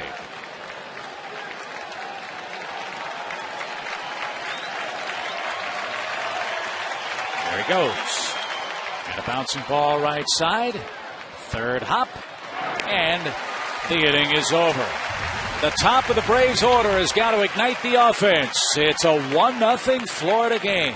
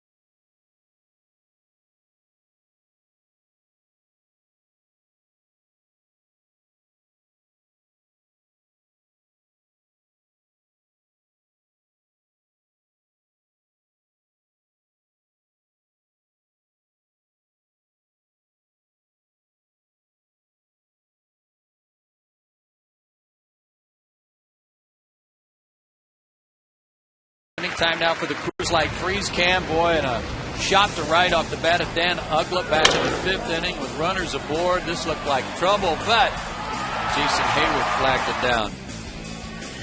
Long striding it over there toward the right field corner, fully outstretched. Terrific catch, and no runs scored. That was the Coors Light Freeze Cam, brought to you by Frost Brewed Coors Light. Top of the order up, Chip. Get them going. Let's go. Let's get the rally cap going, folks. Everybody at home, know you're watching. Know you've got those Braves caps on. Flip them inside out. Let's get something working here.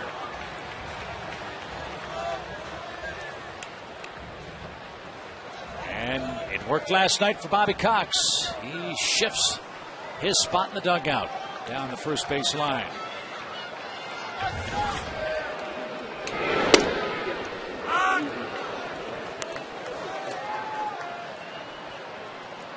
This time of year,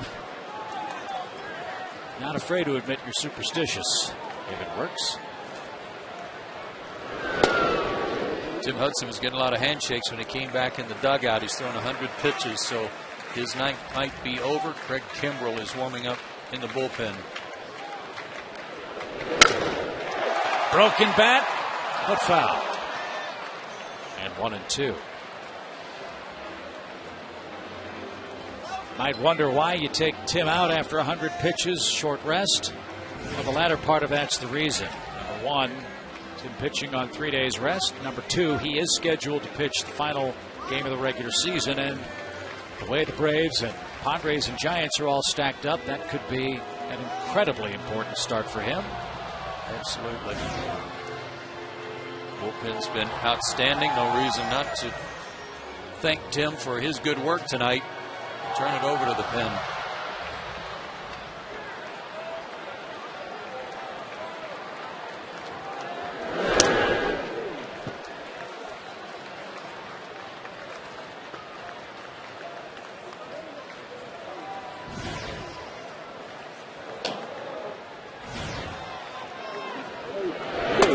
Full count.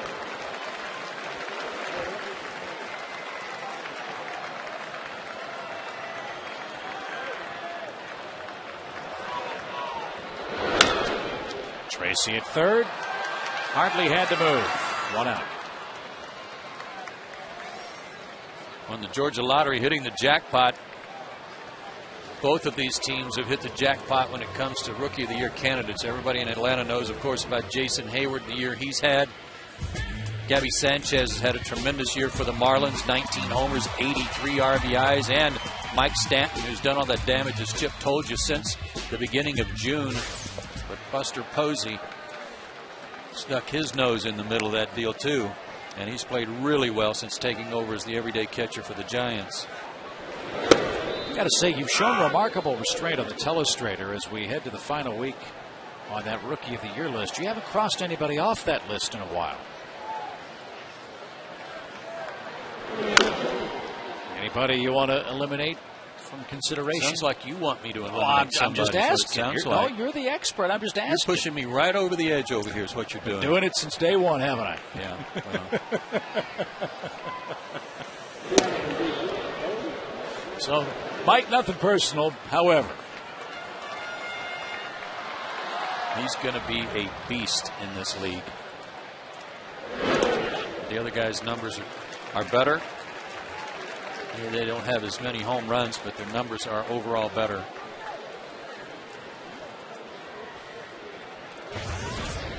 Back-to-back 3-2 counts from Sanchez to start the Braves' sixth. Lashed up the middle, and if Anibal had stuck his right hand out, the hand would have been gripping the ball and in the glove of Maben in center field.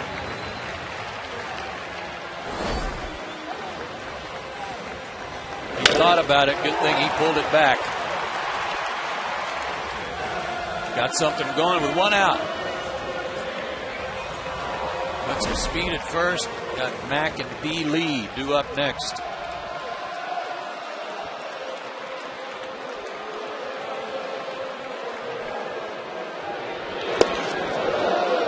Don't get so anxious.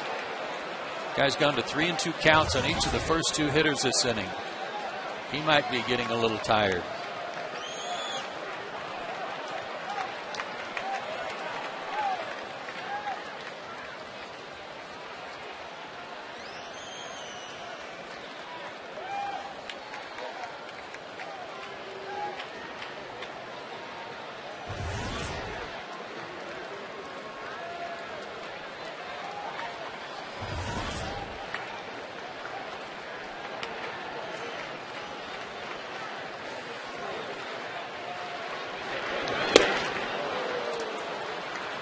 Brian accounted for the Braves' first run last night with a homer. I believe it was his first homer in September. His 21st of the year. And he's had good luck against Sanchez in 2010. He's 4 for 9 against him coming into play tonight. 0 for 2 this evening.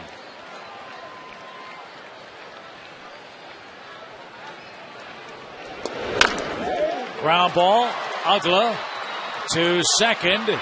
And not in time at first. Very slow developing play.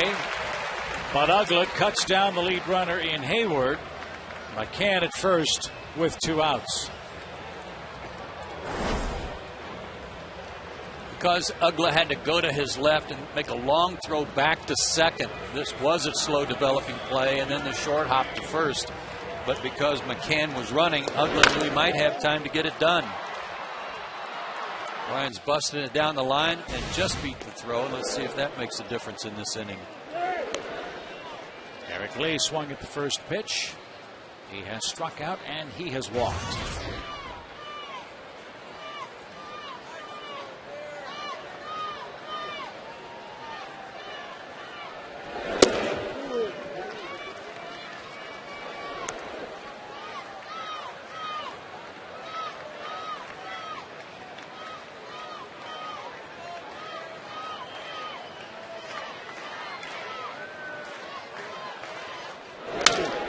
Down the right field line. That might stay fair. It does. And it stays in play off the wall. They're going to wave McCann. The throw from Ugla. Double clutch. And McCann is going to be out.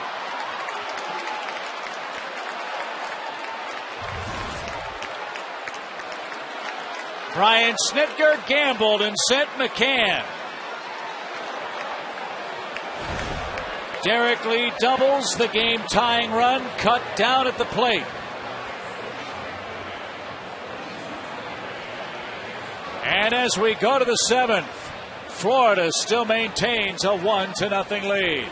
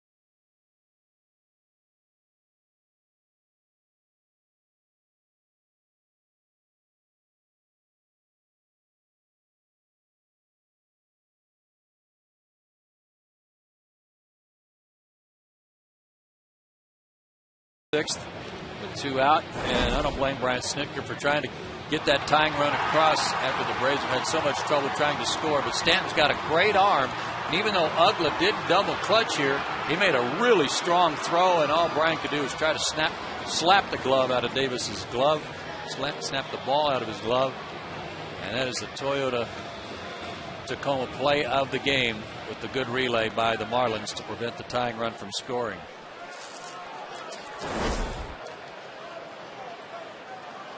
Emilio Bonifacio starts the 7th inning. Braves make the AT&T call to the bullpen. 6 outstanding innings from Tim Hudson. Now one of the stars of the game last night, Atlanta's bullpen, in play in a 1-run Florida game.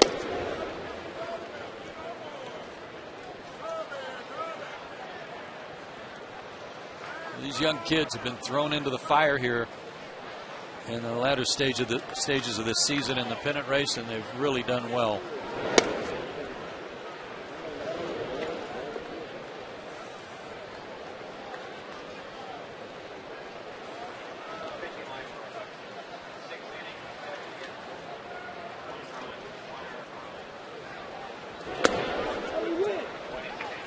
I'm sure there are fans wondering why Brian Snitker sent Brian McCann in that last sequence.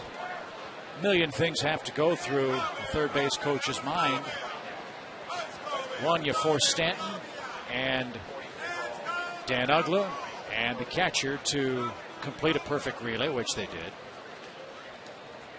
He saw the ball creep up the top of the fence and stay in play. I'm sure that would have bought McCann a few extra steps. But the overriding problem is, we've talked about it at the start of this homestand, you've got to force the action. Yeah, you may not get another opportunity. You hope you do, but you know that they've got to make a good, solid defensive play, and they did.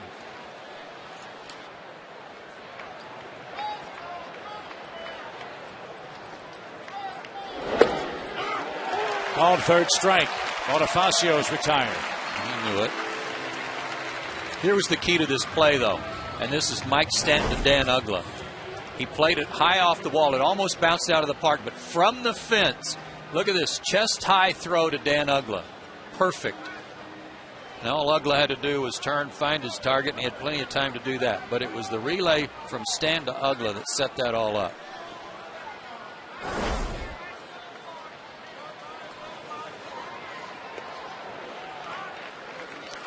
Brian's reaction after the tag at the plate: exhaustion and exasperation. Yeah.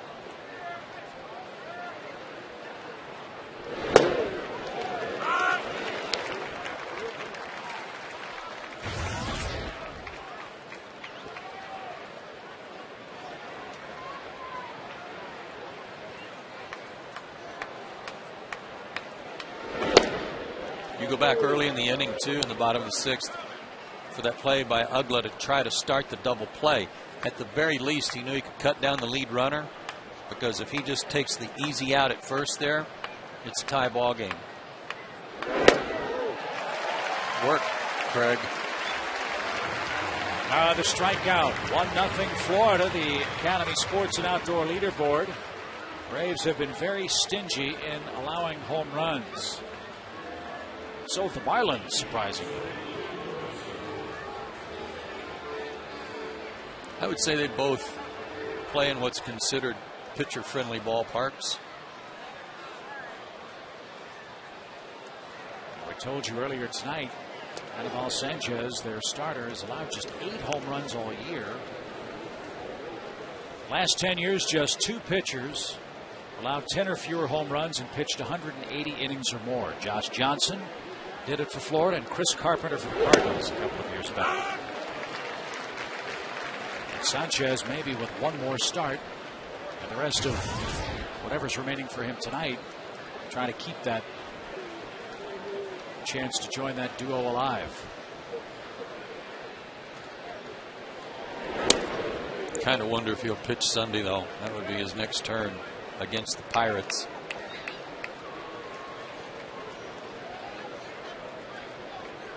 You never know, though. They may have a sellout crowd down there for Fan Appreciation Day, and they might want to pitch. Hey, Pittsburgh's trying to avoid some history, too. Told you about that last night.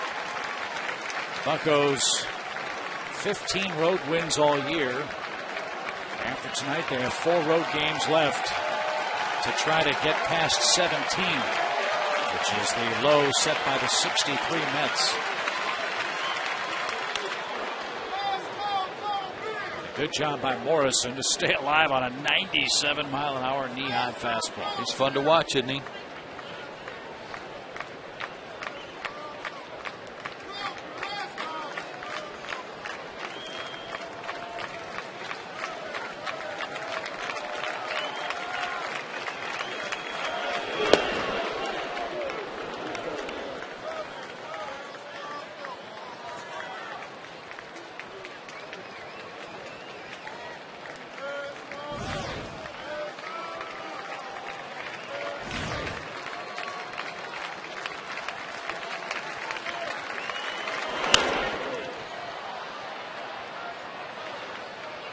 Telling you what, folks, he is flat out bringing it.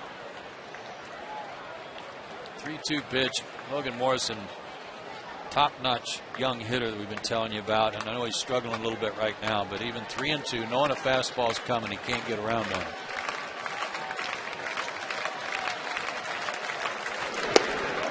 Say cheese, he struck out the side. 97 miles an hour. Wow.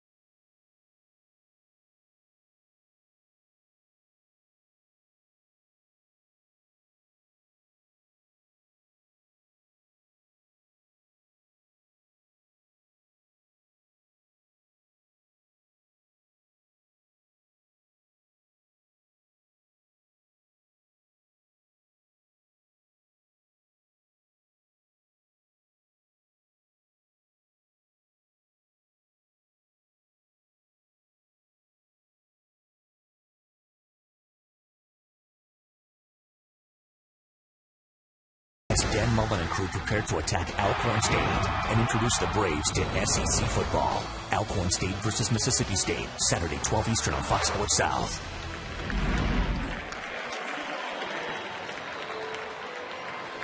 Back in Atlanta, it's still a 1-0 Florida game as we head to the bottom of the 7th inning. Great pitching, and a mistake in the Atlanta outfield has led to the lone run in the game. Which is a real shame for Tim Hudson, because on his 3 days rest of work, he was very good tonight. This was the play. Melky turned to his left, then looked back around, and actually had done a 360 by the time it was all over. An infield hit, moved that runner to third, and a broken bat infield hit got him home. You can believe that. Marlins have 7 hits, 4 of them are infield hits. Braves with 2 outs in the 6th, had a chance. Runner at first, Brian McCann, double into the right field corner.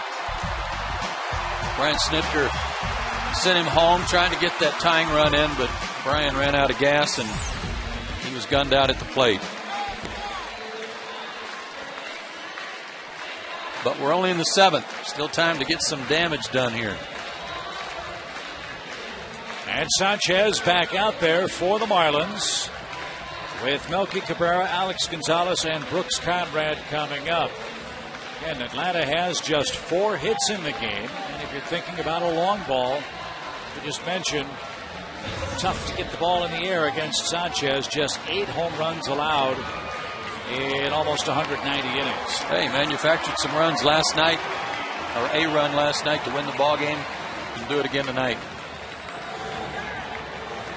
And you know Melky would love to get that run back all by himself.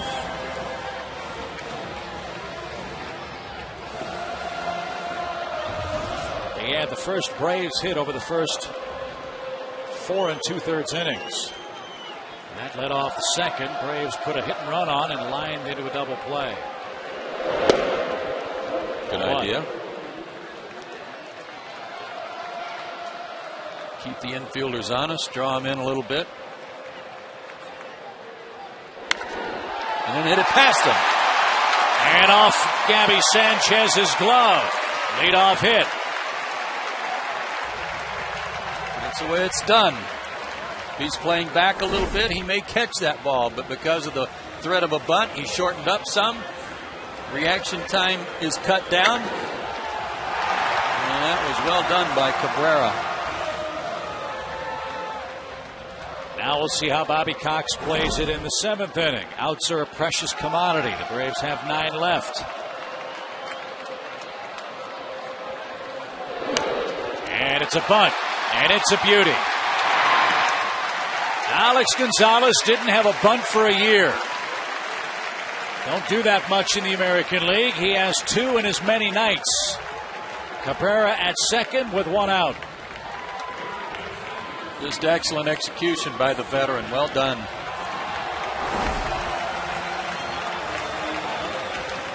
He got the bat out in front. Makes it a little easier to keep it fair.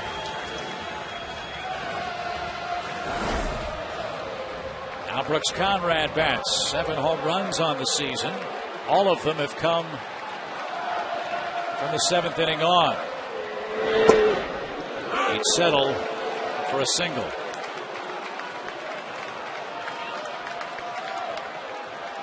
Didn't want that pitch anyway. Tough sinker. Not much he could have done with it.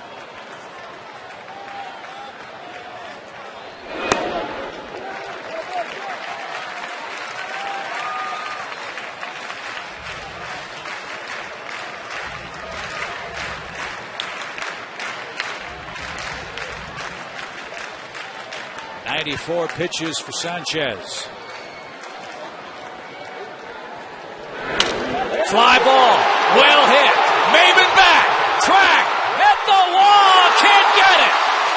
Melky around third, he'll score. Conrad has a triple, and Maven is down.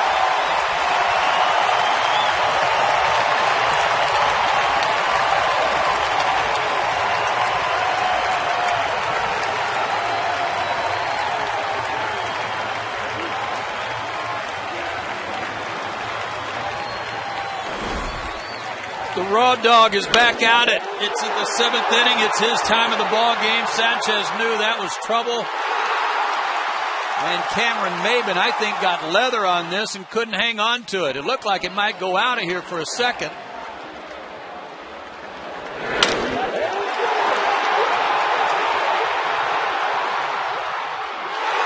Boy, did he hit the wall hard. Stanton had to go get it, but not before the Braves tied it up. And he did get his glove on it. And then hit into the wall. And that part down below the padding might be the part of concern where his right foot hit. You saw in that replay a couple of times the left leg of Stanton hit the bottom of the wall and actually may have torn the padding with the spikes. And he went down in a heap. Stanton with a nice job to back up. Otherwise, Conrad might have scored. Watch the left leg. Oh, yeah, you're right. And maybe the right one, too, at the bottom of the wall. He's stuck twice. And Maben is not going to be able to come off the field on his own. I would say that's a pretty good indication of a footprint there. The Braves grounds crew brought a golf cart out to take Cameron Maben off the field in the Atlanta 7th. An unbelievable effort, but he cannot prevent a triple and a tying run across. Nice ovation for Maben, and we'll update his condition in a moment.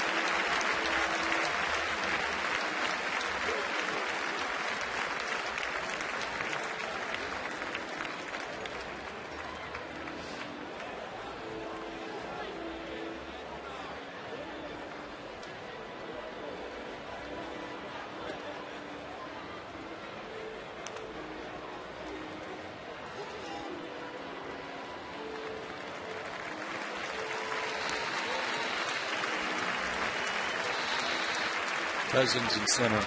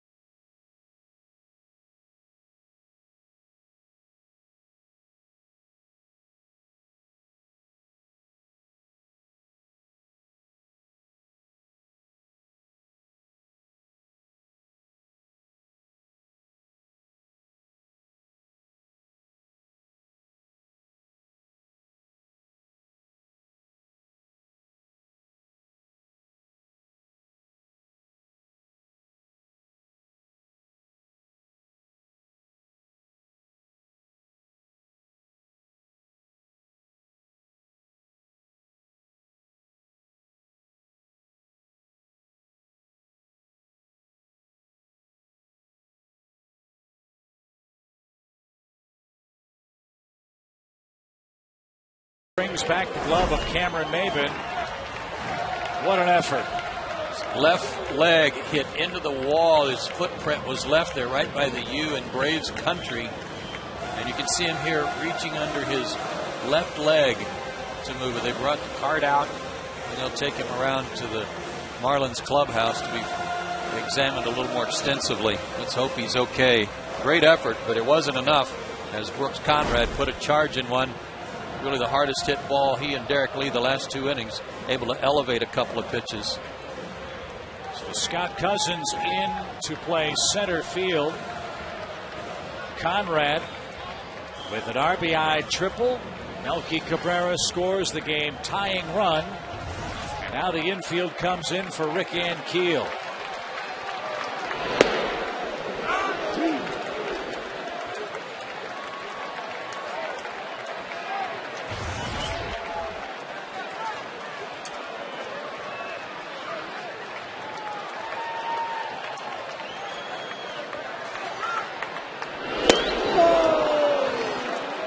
Brooks Conrad's been in the middle of so many big plays scattered throughout the season. It's amazing.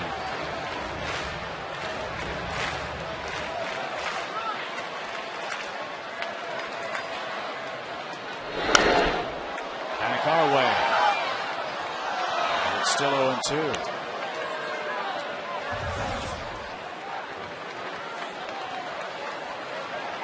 He wants you to hit the ball on the ground. Rick Ankiel wants something elevated enough he can hit a fly ball.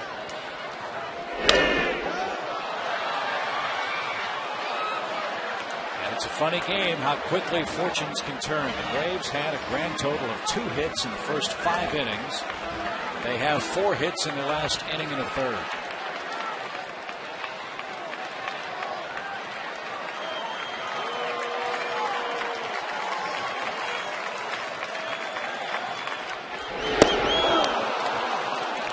Keel down swinging for the second out. Eric Hinsky will pinch hit for Kimbrel.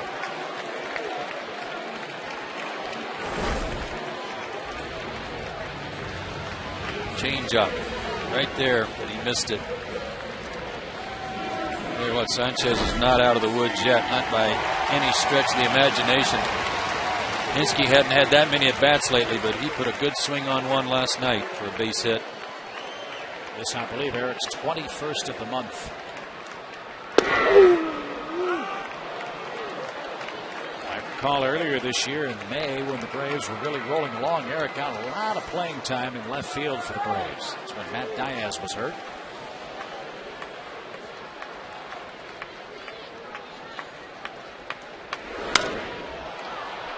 And he finds himself down in the count 0-2.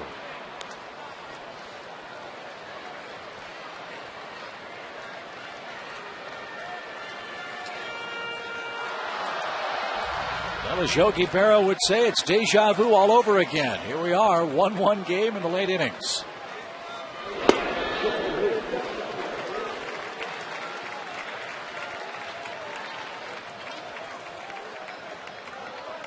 Good work so far by Sanchez, leaving that runner at third.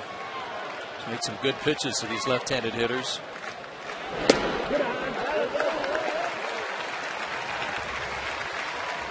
But he's going to have to make one more.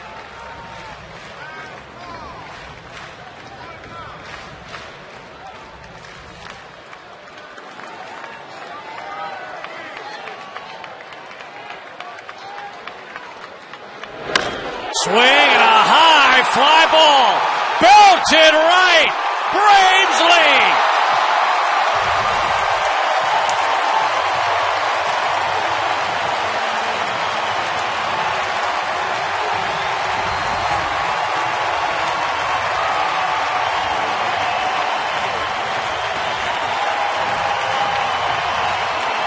Look at that.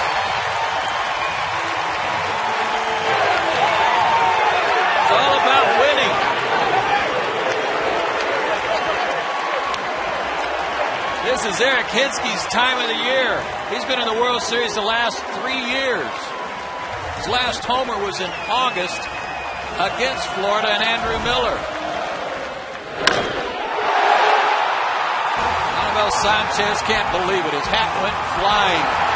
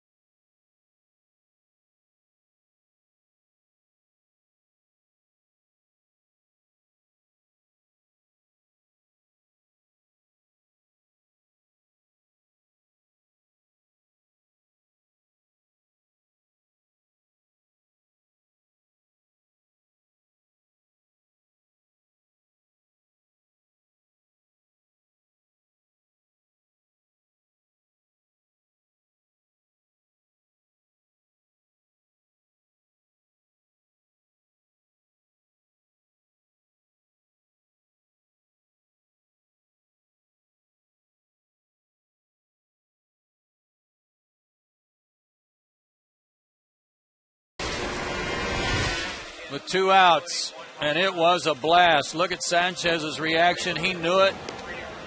Only the 9th homer he's allowed all year. Look at Eric. He knew it, and check him out. He'll look over in the dugout. What do you think, boys? Everybody off their seat. Another glance at the boys in the dugout, and then a nice tour. Braves bench this year has been unbelievable. Their 10th pinch hit homer. And it gives the Braves a 3-1 lead as Brian Sanchez now on to pitch with the top of the order up. Last inning and this inning combined, the Braves have hit for the cycle. Derek Lee doubled, Cabrera singled, Conrad tripled, Hinsky a pinch hit homer. Great to see some offense, isn't it? Man. And now a shot into right center field. Cousins will cut it off. And Infante 1 for 4. Remember, he's still trying to get the minimum number of plate appearances to qualify for a batting title. He's got 4 more in this game. They've got an army of arms down there in their bullpen, but Sanchez in for the second night in a row. His 59th game. Gave up a hit and 2 walks last night, but no runs.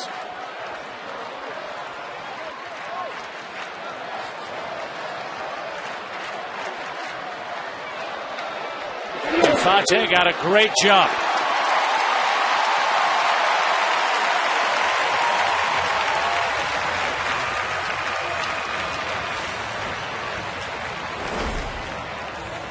I want head first sliding to be banned. I'm with you. Omar hit the ground and just stuck, and that left arm kind of got stuck behind him too, and he was pinwheeling it a little bit after he got up. Right there, like stuck his hand in the ground. And he's still grimacing. Jason Hayward knows a little bit about pain on a head first slide. He first injured his thumb, you might recall, on a slide into third base against the Diamondbacks here in Atlanta. That cost him a stint on the DL and about a month and a half of real discomfort in batter's box. He's swinging it well here in the final month plus. 1 for 2 again tonight. A single and a walk. He's reached base now 31 of his last 32 games. What a knockdown play. But no chance for Davis to keep Infante from moving up to third. Man, oh man, he shifts over to block it, and then it takes a high bounce, and he's still got leather on it. Nice play by Davis, but nothing he could do to prevent the runner from moving up.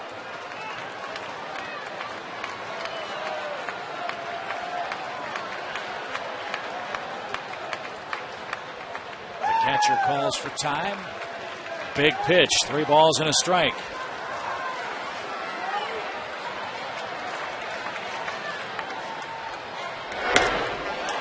And popped to short.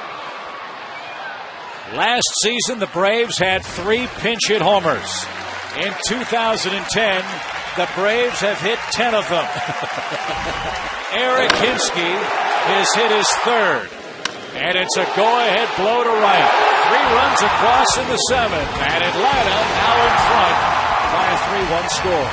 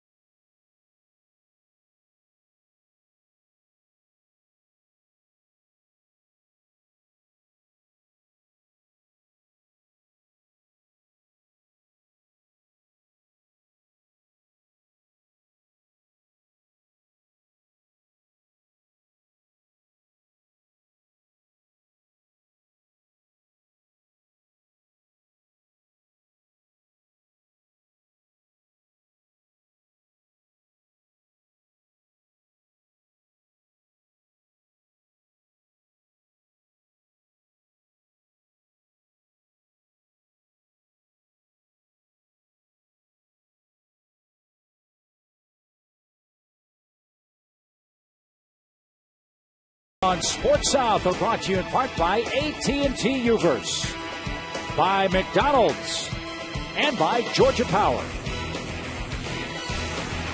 What an exciting night in Atlanta. Braves won in 11 last night by a 2-1 score. They lead 3-1 tonight on Eric Hinsky's pinch hit 2-run home run. And now the AT&T call to the bullpen features right-hander Peter Moylan with the middle of the Marlins order due up. Peter's been in 7 of the last 8 ball games. last night worked an inning and 2/3, so this is outing number 83.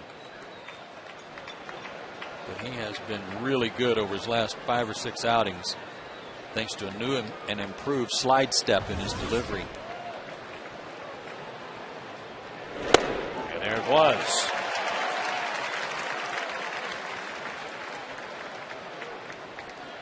Florida left a ton of base runners early in this game. Had the bases loaded in the 3rd. Scored only 1 run. Had 2 on with 1 out in the 5th. Could not score. Remember Hayward's terrific running catch, a key play in that inning. And since then, the Fish have had just 1 base runner. And 4 of the last 6 outs recorded against them have been strikeouts. Kimbrel struck out the side in the 7th. Moylan an even count with Dan Uggla up.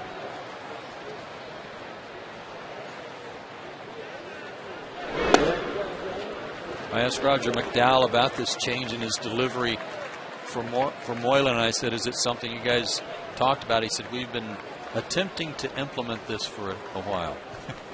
I believe were the words. Something along those lines. They've been working on it. Towering fly ball to left. Melky at the wall. Will it stay fair? It will. And Dan Uggla's 100th RBI is a solo home run to make it a 3-2 game.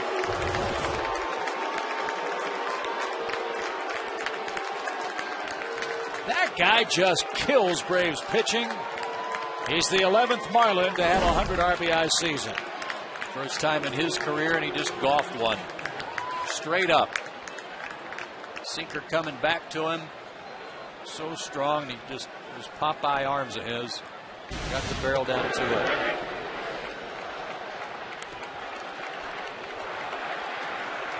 Uggla already with 4 30-plus homer seasons as a second baseman, something never done before. But it's a solo shot. Atlanta still leads, but now it's a 1-run game. Pop deep short. Alex has it. Sanchez the first out.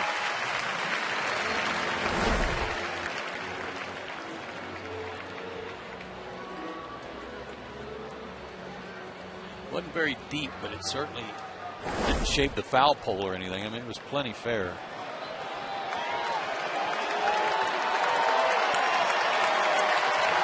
Chad Tracy is the scheduled hitter. He's a left-hand batter. And Bobby Cox with a very deep bullpen will take down Peter Moylan. Moylan goes a 1/3 of an inning. 1 run, 1 hit. 3-2 game. Johnny Venner's coming in.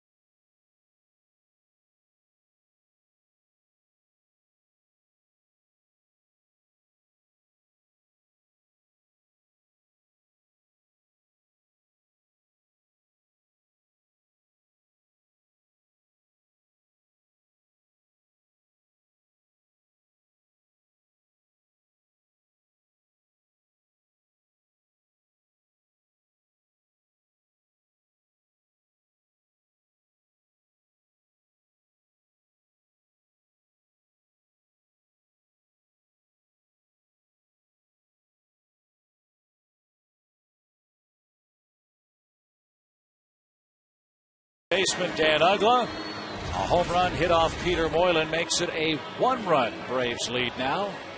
And it's AT&T call to the bullpen time. Lefty-lefty matchup scheduled. But the Marlins have a deep bench too, and they'll take down Chad Tracy as Johnny Venters is ready to go. They may have a deep bench, Chip, but it's a very inexperienced bench. A lot of rookies that have been called up from the minor leagues are nowhere near the veteran leadership and experience of the Braves bench. It's Ozzie Martinez with one out.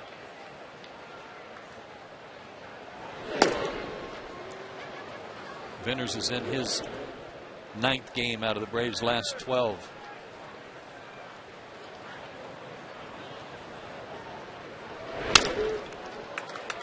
Slowly hit to short.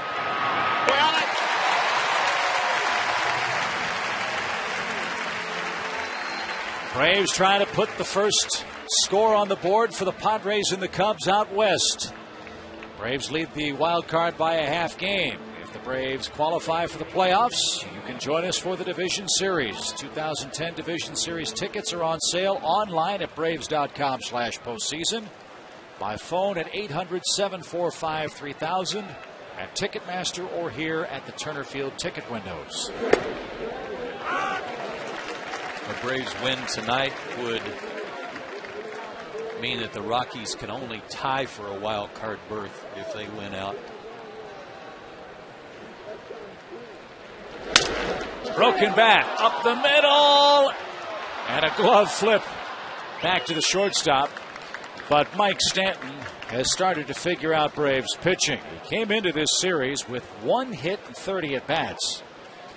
Stanton has 5 singles in this series. Johnny Venters falls off to the third base side of the mound when he follows through. Otherwise, that's an easy comebacker.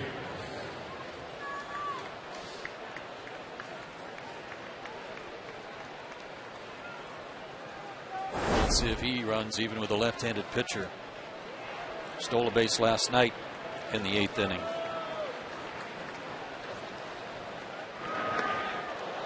Derek Lee saved a throwing error.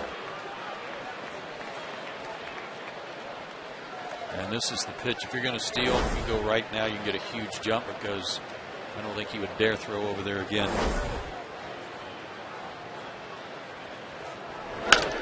To short. That ball hugged the grass. Alex stayed with it. Venters sends the game to the bottom of the 8th inning. A little insurance would be nice. You've heard that before. Braves lead 3-2.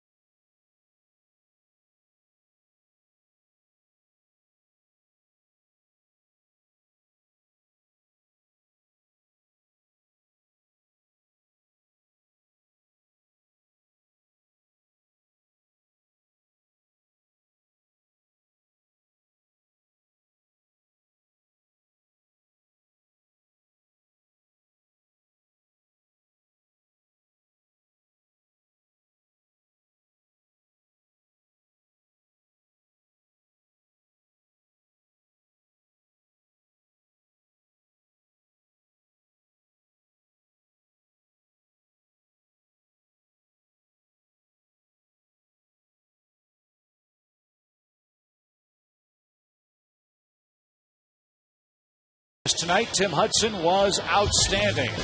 Tomorrow afternoon, Well, it's a day game. Baseball rules say Derek Lowe has to pitch, and pitch he will in the series wrap-up. That's right. Day game, automatic. Derek Lowe, 4:35 first pitch. We'll be on the air at 4:30. Hope you'll make your plans to be with us. A perfect 4-0 this month, Derek Lowe, with a 1.08 ERA. He's been terrific and a good record with 3 days rest and 7 starts, too. So that's our Airtran upcoming matchup. Andrew Miller's the man that'll oppose Derek Lowe, and he has had an awful time of it. But he did beat the Braves down in South Florida, so a little revenge, we hope, will be served tomorrow afternoon. McCann against Badenhop.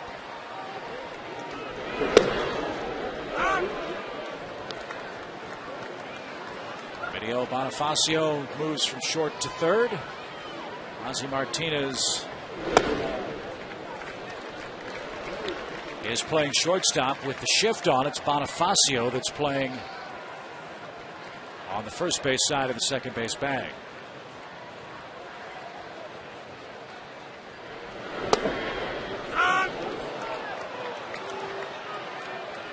Badenhop, one of those guys that came over from Detroit in the Miguel Cabrera, Dontrell Willis deal.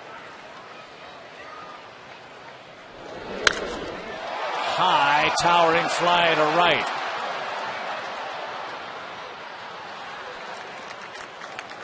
One out. Great crowd tonight. 36,155. With that crowd, the Braves go over 2.3 million in attendance with 4 regular season home games left. Yeah, it's outstanding. Good turnout. Hopefully more of the same tomorrow. You know, that Phillies series, at least you figure that Phillies series will be very well attended. But there are tickets left for it, so we hope you'll make your plans.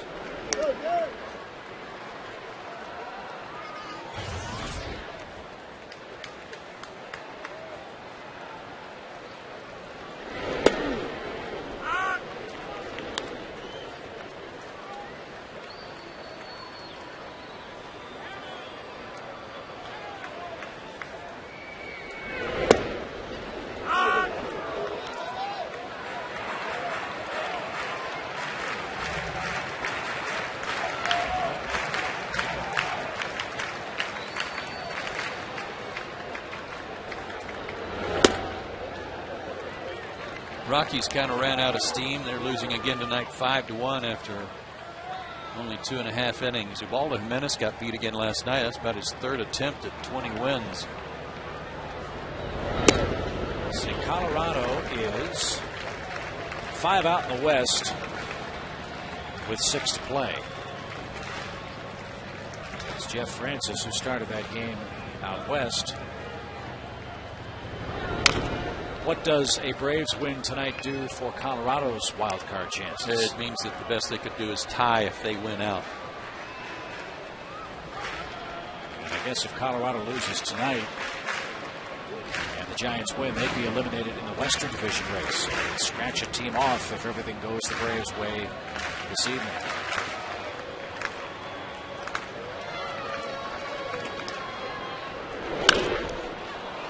Derek got jammed. Shallow center, Cousins. And 2 out. As we told you, tickets still available for that Phillies series.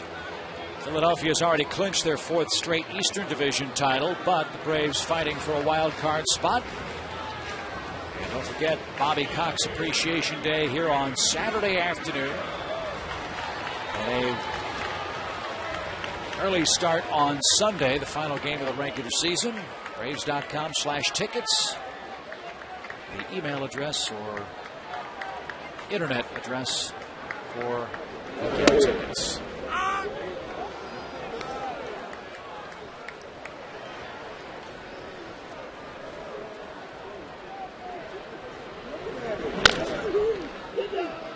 I know it'll go unnoticed probably, but one of the terrific at-bats of the rally last inning was Melky's. When he showed bunt, drew the corner infielders in a little bit, and then yanked a line drive right past Gabby Sanchez. That was textbook stuff. and got the inning started.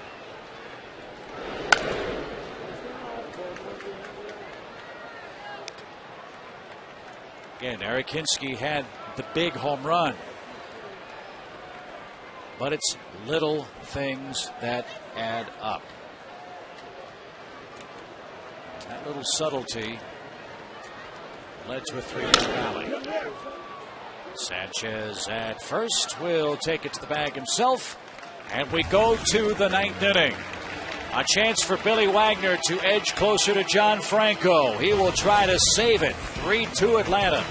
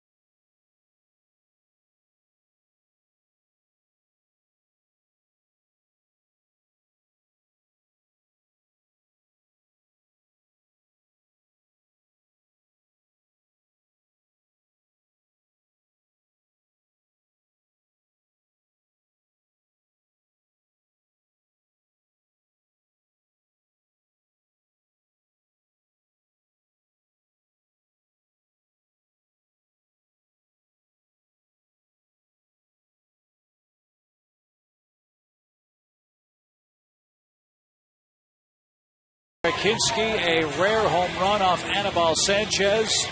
Brooks Conrad starting for an injured Martin Prado with a big RBI triple.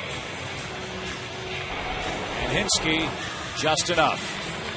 On the air trend, how far did it fly home run? That's right. Doesn't matter how far it flew because it went out of the ballpark. But this time it went 395.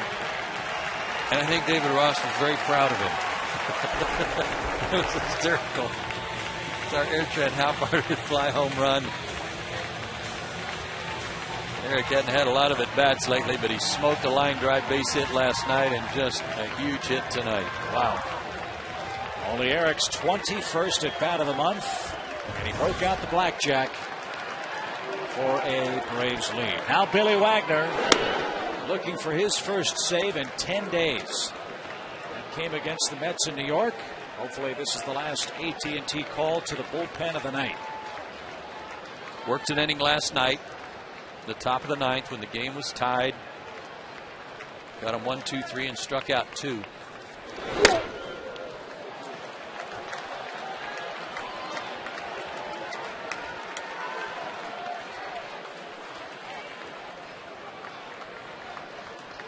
Wagner 420 saves. That's 4 behind John Franco.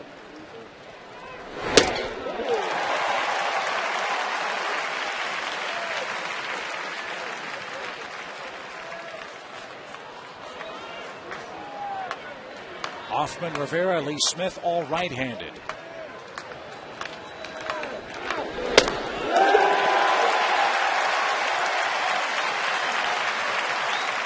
Billy's already moved past Raleigh Fingers on the all-time strikeout list for relief pitchers. Gus Helms, good fastball hitter. Got to make a good pitch.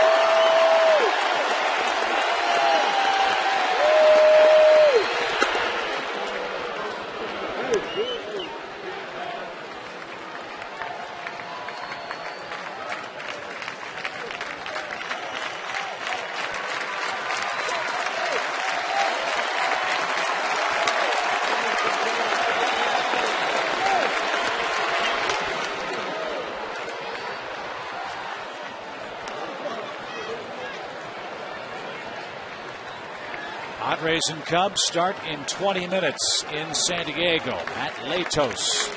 And Ryan Dempster, the starting pitchers at Petco Park.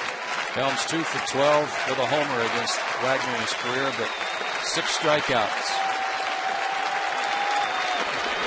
Make it 7.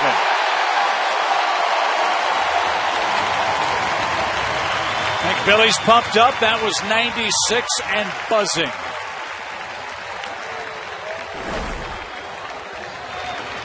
Tied up West a little bit. He had a good cut at it, but he had to bring his hands in a little. And if you've got to yank your hands in a little bit to try to get the barrel to the baseball on Billy Wagner, you don't have time. Now Bonifacio, Brooks Conrad almost on top of the bag. And Emilio bunts the first pitch foul for strike 1. And it's not a bad idea because last night he was overmatched against him.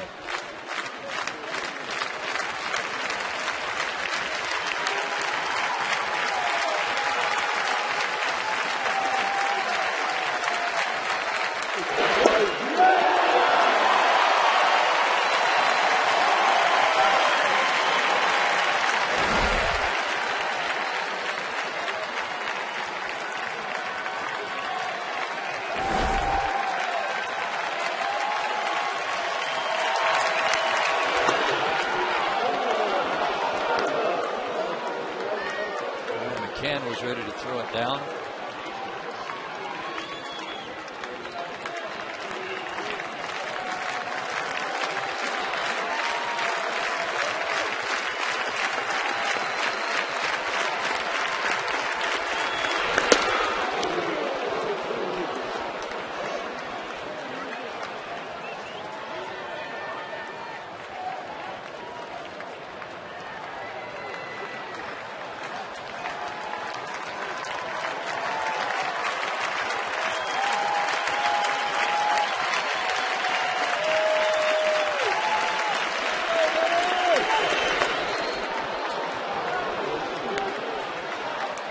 Got to make this guy put it in play. No homers on the year.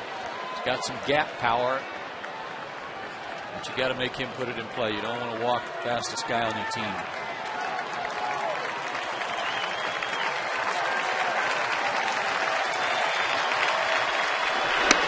But he just did. On the appeal to first, will there be one? Apparently not. So the tying run aboard in the form of Bonifacio, and now Hector Luna will pinch hit. Luna led the New Orleans club, their AAA team, in homers with 16, RBIs with 71. He was third on their team in hits.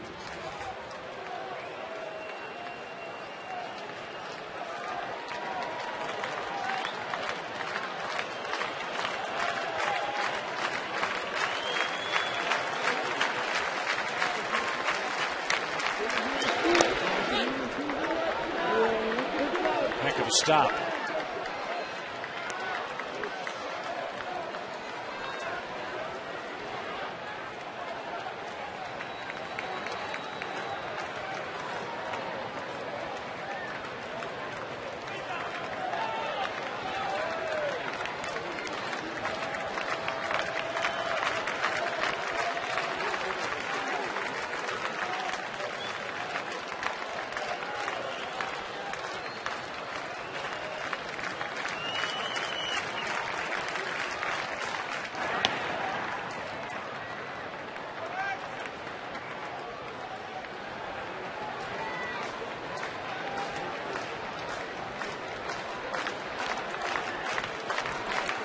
Facing a guy he hasn't seen before.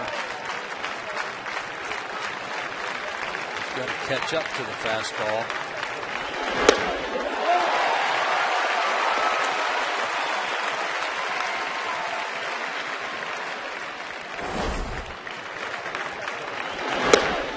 A good pitch. Fastball away at 96. That was an indication to throw over again.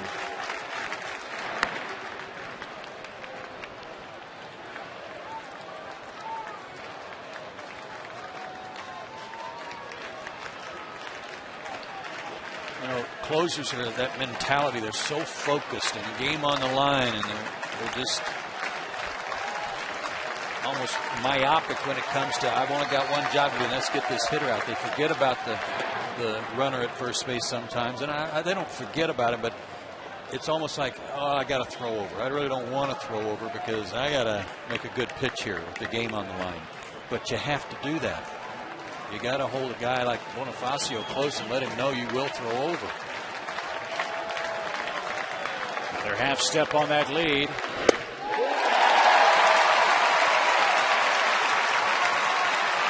Now a ball and 2 strikes. Got a couple of choices here. You can throw that fastball, that same fastball away, maybe run it a little bit farther off the plate and see if he'll chase it, or drop that back foot slider on him. Like you've had him looking to the outer third.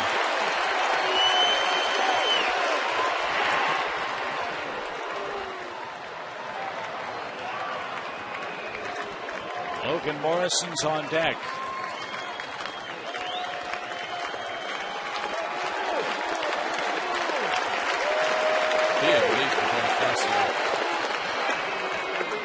Really certainly noticed that. It's almost like he's got a one-way lead. As soon as Wagner even makes a hint of throwing over, he's back to the bag standing.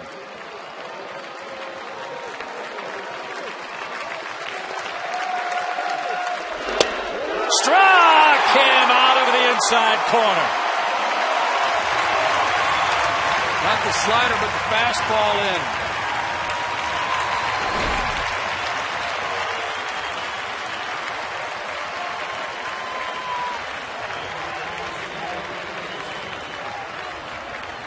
Great spot after the pitch is away. And a little applause from the right side of the infield. One more out to get. And Logan Morrison hangs in against lefties very, very well. That was Billy Wagner who said that about him when he faced him for the first time down in Florida. So there's no give in this kid.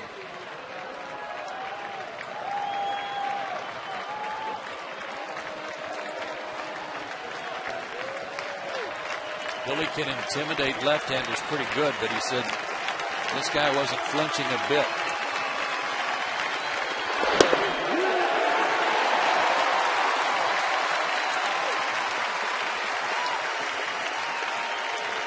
Outfield deep to prevent an extra base hit that might score Bonifacio. They'll give a single.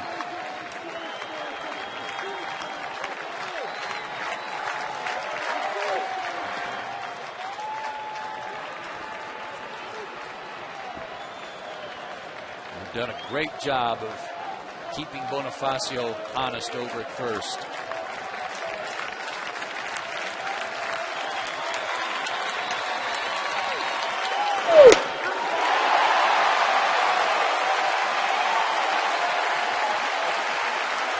Great crowd tonight.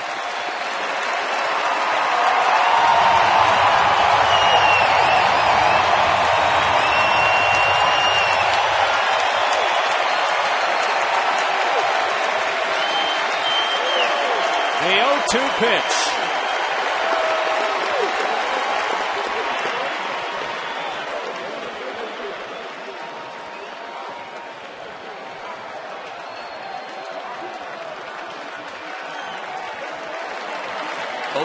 Doesn't have to throw him a strike, but Billy's attack usually is go right after him.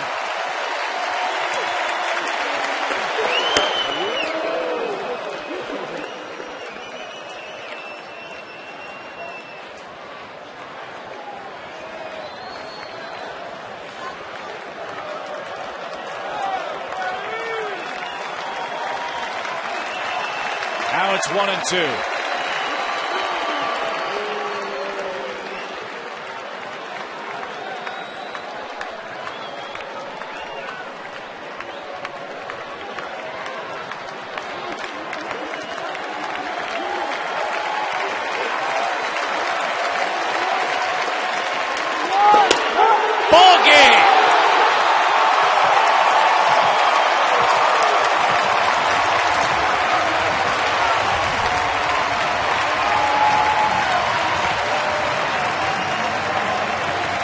once again, the Braves bullpen, a stellar job.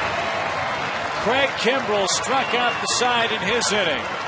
Billy Wagner strikes out the side in the ninth to earn the save. His 421st of the season.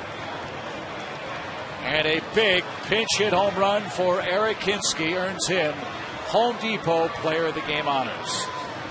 5th career pinch hit homer, his 3rd of the year for Atlanta. Pretty much a no-doubter.